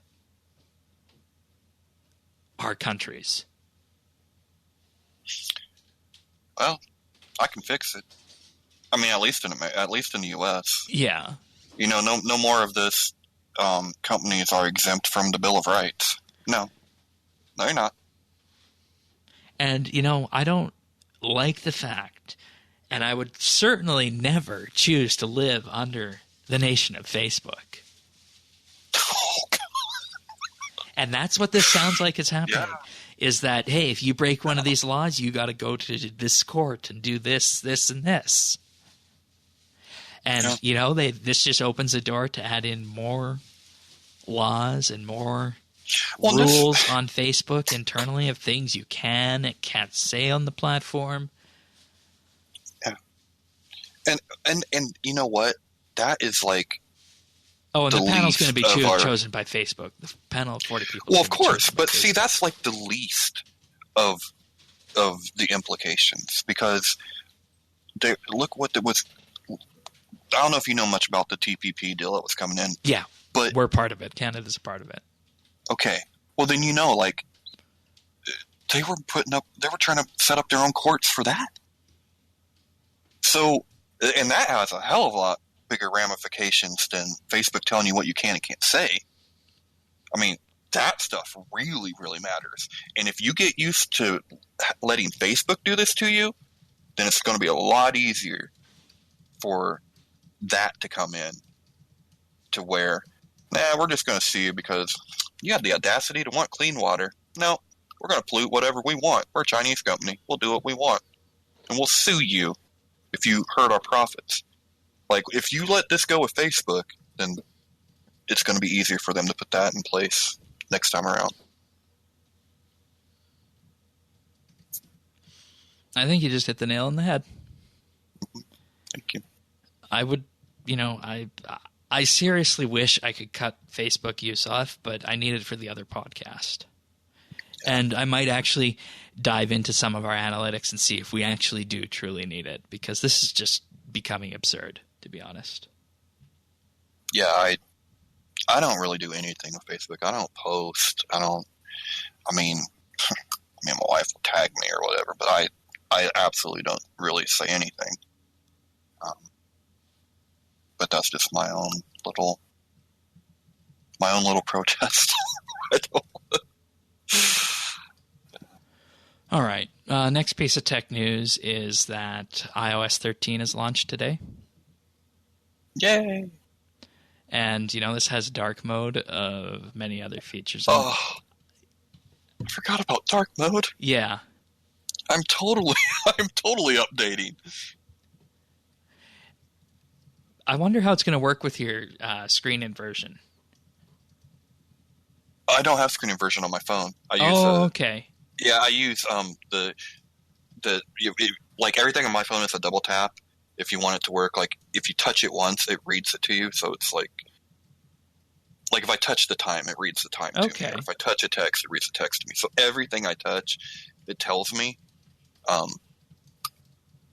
so I haven't had the inversion on it because it makes pictures look really weird. Yeah. Yeah. And so dark mode will be excellent, man. Excellent. Yeah. Let's see. I just actually installed the update before we launched here. And if you go into General, Appearance, Display and Brightness, you'll be able to find the dark mode setting. And I mean, it looks good, I guess. I think I prefer the light mode, to be honest. I don't know. That's just me. Another feature of this is that there's the new swipe text or gesture-based text feature, which Android has had for years, and iOS is finally just getting. So that's interesting. Let's see if that pops up. And I think they finally have to do that because people wanted something like that to that effect. So that's probably the two biggest features that end users will say. And of course, there's lots of new APIs and whatnot that'll be arriving soon with the new iPhones in terms of cameras. If you have an iPhone 10 series, 10R or 10S, you'll get a camera upgrade with iOS 13 when it launches, in terms of the photos will be able to look better on that front. New Maps experience rebuilt from the ground up. It feels like they just rebuilt Apple Maps yet again. And, I mean, you really have no choice to use Apple Maps on an iPhone, because if you're navigating at all, you're going to need that to interface with your car or whichever, because you can't really do that with the Google app that easily. So that's something that, is a standing out issue for many people out there. New Memoji, which I really don't care about. I remember there's one year that the entire update seemed like it was focused around iMessage of all things. So, it is what it is on that front. They're calling it quick path typing. That's exactly what it is. There's a new profile associated with your Messages app. That's one other big thing about it. And, I think the biggest thing that people are missing with this and potentially could gloss over on this is that there's now something called Sign In with Apple, where if you're on your iOS device and a website or an app wants you to sign in to it, you'll effectively just be able to authenticate with something that is similar to an industry standard called OAuth. And what that just lets you do in a quick nutshell is it lets you access a third party without giving them your password. And the idea is that your Apple account will be secured with the biometrics of your device. So in theory, every account that you sign into with that should be secured and unlockable with either your fingerprint or your face when you're using your iPhone device. So that's probably the biggest thing, aside from dark mode and the keyboard update, that I think we can look at on this. So I don't know that I have much else to say on this. I'm still kind of going through iOS 13. It looks like there's a whole lot new in the Reminders app, the ability to have sub-lists of all things on that regard. Smart lists, for example, are lists that automatically organize your reminders and group them by flagged, scheduled, and today, amongst other things as well. So I don't know. I think it's a good update. It's more substantive than previous years, but at the same time, it's not gonna change our experience all that much. So And, I think we just have to say that the last iPhones to support this will be the iPhone 6 style devices, the 6S, the 6S Plus, and the SE. So, and, it feels good on my 8, so it should be good on a 7, hopefully. And that's iOS 13. It's pretty good. Right on. Is there anything you're looking forward to in particular on it? I was really looking forward to the dark mode. Okay. I almost forgot that was even a thing until you just mentioned it. Yeah, I'm like, and I mean, if you don't invert your iPhone screen as it is, dark mode is going to be the one for you to do. Mm-hmm. And, it's available today, so you can sign up for that. Just go into your settings app and start downloading, and away you go. Yeah, cool. All right. It also looks like there's more in the Shortcuts app from last year, but, I mean, that was a fun pick of the week, but it was kind of limited on that, so I'll see what's new on there as we move on. All right, so next up, Discord. Discord Nitro. They're changing the way they do Discord Nitro. And, you remember last October, we talked about the Nitro Games catalog and how it could be a contender against Steam and Epic. But with those first annual contracts coming up, they are not going to be continuing the contracts going forward. Because they say, through your valuable feedback, it became clear that while we and some of you love these games, the truth is the vast majority of Nitro subscribers didn't play them. So after careful consideration, the Nitro Games catalog will be removed on October 15th, 2019. And they say if you want to cancel your Nitro subscription because of this, they are offering you a full refund, and you can go through the ropes to do that on the Discord billing page. And with that, it's not the end for Nitro. They're going to do a refocus on this. They are going to make Nitro focus on its core mission of more features, fun, and enhancements for hanging out in Discord with the people you care about. So they link to a feedback form so you can, fill this out and say what you want to see more of in Discord, which is actually really nice for them to do that. And the $9.99 Nitro plan that they say they're going to be adding more onto it, but recently we have things like the server boost, the Go Live feature, which we're going to be using for the round table this weekend, where you can stream your gameplay. And they're also going to be doubling the size of uploads to 100 megabytes for Nitro subscribers. And they're also reducing the number of boosts needed for a server to reach level 3 down from 50 to 20. And, I think some of you on this podcast will remember that when Nitro came out, I said that Discord should just focus on doing what they do best. And that's, making the best free voice communication system out there for game players that has ever existed. For me, we used to use Mumble before it because Mumble was free and we hosted a server. It was open source and it was cumbersome to use. And then there's TeamSpeak. You can get a TeamSpeak server for $60 a month for 64 slots, which is, just downright criminal looking at it. Whereas with Discord, a month or a year? Year. Oh, okay. $64 a year for that. Yeah. A month. That's cheap on the cheap end. Back when we were running the Star Trek Online fleet, the people there paid, I think it was $132 a year for a 100 slot server. Yeah. So by comparison, you can bring however many people you want into Discord. It just handles it nicely. It's got a beautiful voice codec for things like podcasts. And, also looking at it, it just works on every platform out there. I could say that I'd like a bit more on the iOS notification side, but that's minor. And, thinking about it too, all the different Discords that I'm a part of, it just is a all-encompassing communication strategy. So I'm glad that they're just sitting there focusing on that. So that's really good.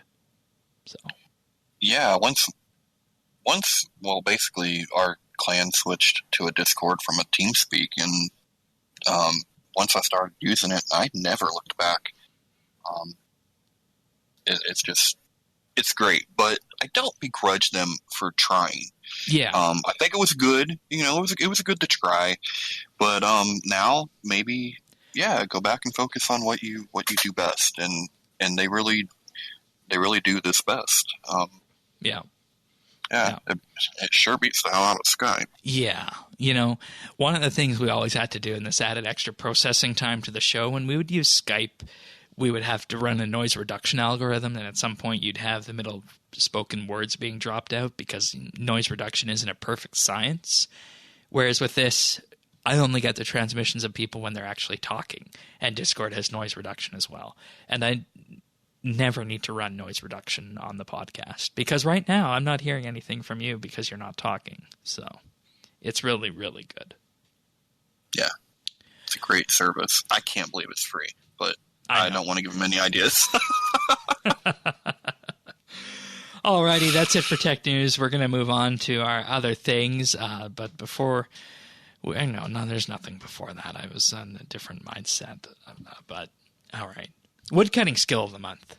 Yeah. JamAndy52, 4.8 mil. Pernasius, 1.9. Me, 588,000 in third. Oh, looky there. And that ends tonight. I could have done more on this, but this was just my daily logs at the Arc. I could have done more. Okay, I was going to ask if you did Golden Bamboo. It's Golden Bamboo. Yeah. It's Golden Bamboo. I did it. Let's see, how many days did I do it? Let's see, looking at this.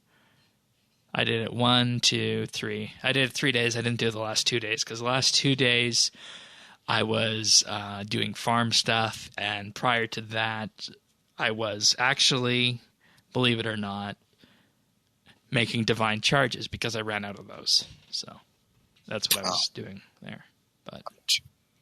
And there is a mining competition that's starting up, so by the time you guys are listening, this will be well underway, and that runs for the next week. This one should be very interesting to watch, given this is the first time we've run a mining competition with the new mining rework. Oh, crap. I think I forgot to sign up. Yeah, well, there's still time to sign up. You still have about 8 hours to the time to sign up when we're recording this. So. Oh, sweet. Okay. Yeah. But very good. So we'll report back next week, but it looks like JamAndy52 has this one in the bag, and we'll see what happens with the next one. And speaking of things that we've achieved, let's start with the achievements of the week. All right. Well, let's get this started with Shane. With That's exactly how you're supposed to say it. Is it? All right. Nailed it. So, 99 farming, September 17th. Way to go, buddy. I'll talk more about that after, but continue. And then we have The Lion with 120 agility, September 17th. We have Wolfotopia with 99 dungeoneering on September 15th. We have Laurasaurus with 99 fire making on September 15th.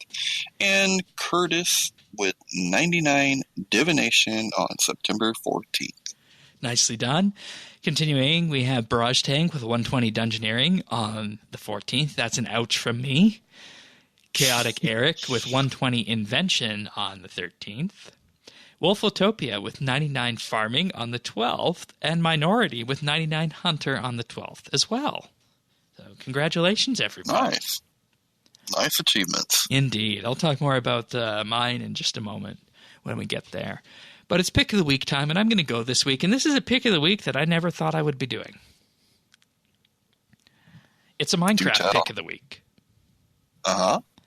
And, Minecraft itself is one of those games that I never understood the appeal of because it's like, hey, it's building blocks and whatnot. But there are mods for it, and you can get mods, and you can install them easily with the Twitch Minecraft launcher. It makes it, a simple point-and-click measure of clicking, install this mod, and away you go. It downloads it, and you're good to go, and then it launches it, and you're ready to play. But one thing that I am going to be highlighting is a mod called Lapito's Galacticraft, and it also includes a whole selection of other mods with it. And, one of the key points of this mod is that it aims to allow you to go to space. Yes, you can go to space. You can go to you can go to the moon. You can go to Mars. And that's fun in itself. But there's also something else you could do with this mod. It includes a mod. The mod pack includes a mod called Nuclear Craft. And you can effectively become a nuclear scientist and build nuclear reactors, refine their fuels. You can make highly enriched uranium-based fuels, lowly enriched uranium fuels, which are safer. You can make fuels based on neptunium, plutonium, americium, berkelium, californium, curium. You can go pretty much up the entire track on this. And it's up to you to design the reactor so it doesn't melt down. You can factor in the way its cooling works. You can also change the way the reactor looks in terms of how big it is, in terms of its dimensions. The sky is the limit with how you define it. You can have it cooled actively. You can have it cooled passively. And that's just the fission reactor side, the splitting of the atoms. But there's also fusion reactors.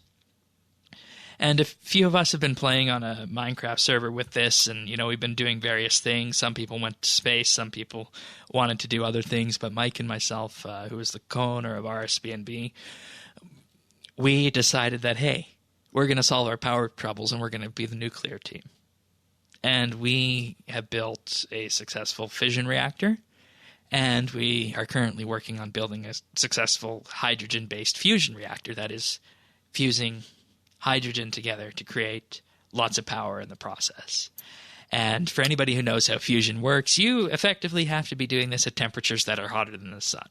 And you can imagine how that goes in terms of the creation of plasma and other very hot materials. And, let's just say if you don't get your magnetic containment field right, well, you're going to have a bad day at the end of it.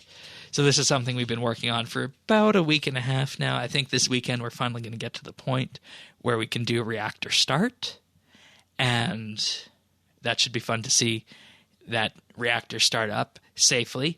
We started it up once before, but we ran out of power, and we lost some of the magnets, creating a bit of a mess, so that was a bit of a setback. We also started it up once accidentally when we didn't mean to and weren't quite ready to do that yet, so we had to stop.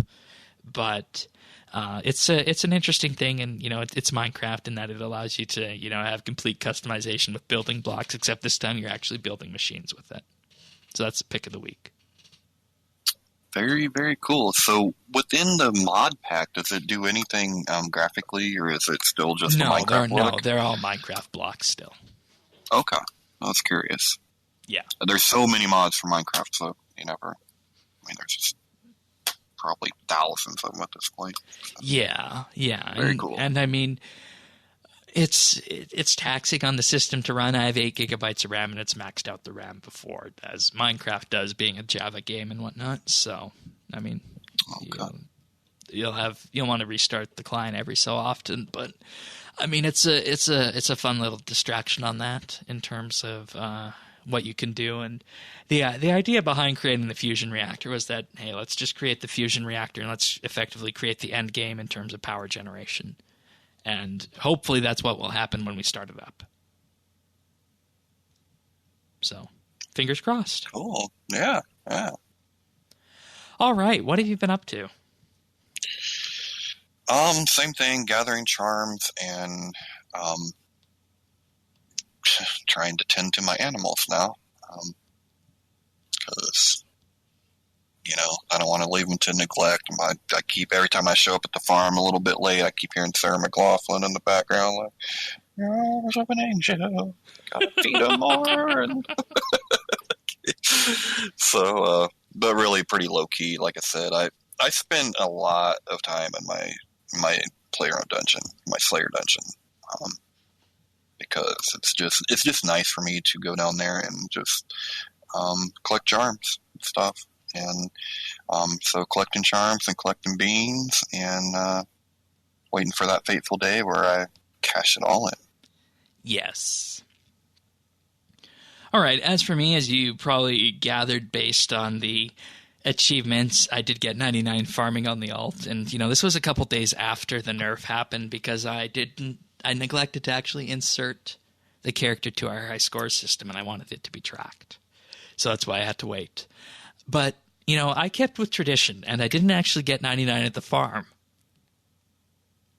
I grew a magic tree in Falador with a magic bean and got 99 farming in the same place I initially got 99 farming. Oh, look at you. That's where I did it. Look at you, Shane. Yeah, and I could have waited until September 23rd. Would have been 12 years since I first got 99 farming in my first 99. But I didn't. That's crazy. Because my membership is running out soon. Oh, okay. Otherwise, I would have waited for, the exact 12-year mark. But it's close enough, I figure. 5 days, right? Dude, totally close enough. But beyond that, I am just sending my workers on Anachronia on a vacation because I have pretty much maxed out all of the materials there. I'm just waiting on that dinosaur tooth, which I'll get if I ever do Slayer. But beyond that, just looking in the farm, trying to sell things this week. I don't know that people are, as I mentioned in the farm segment, really looking to buy shinies yet for XP.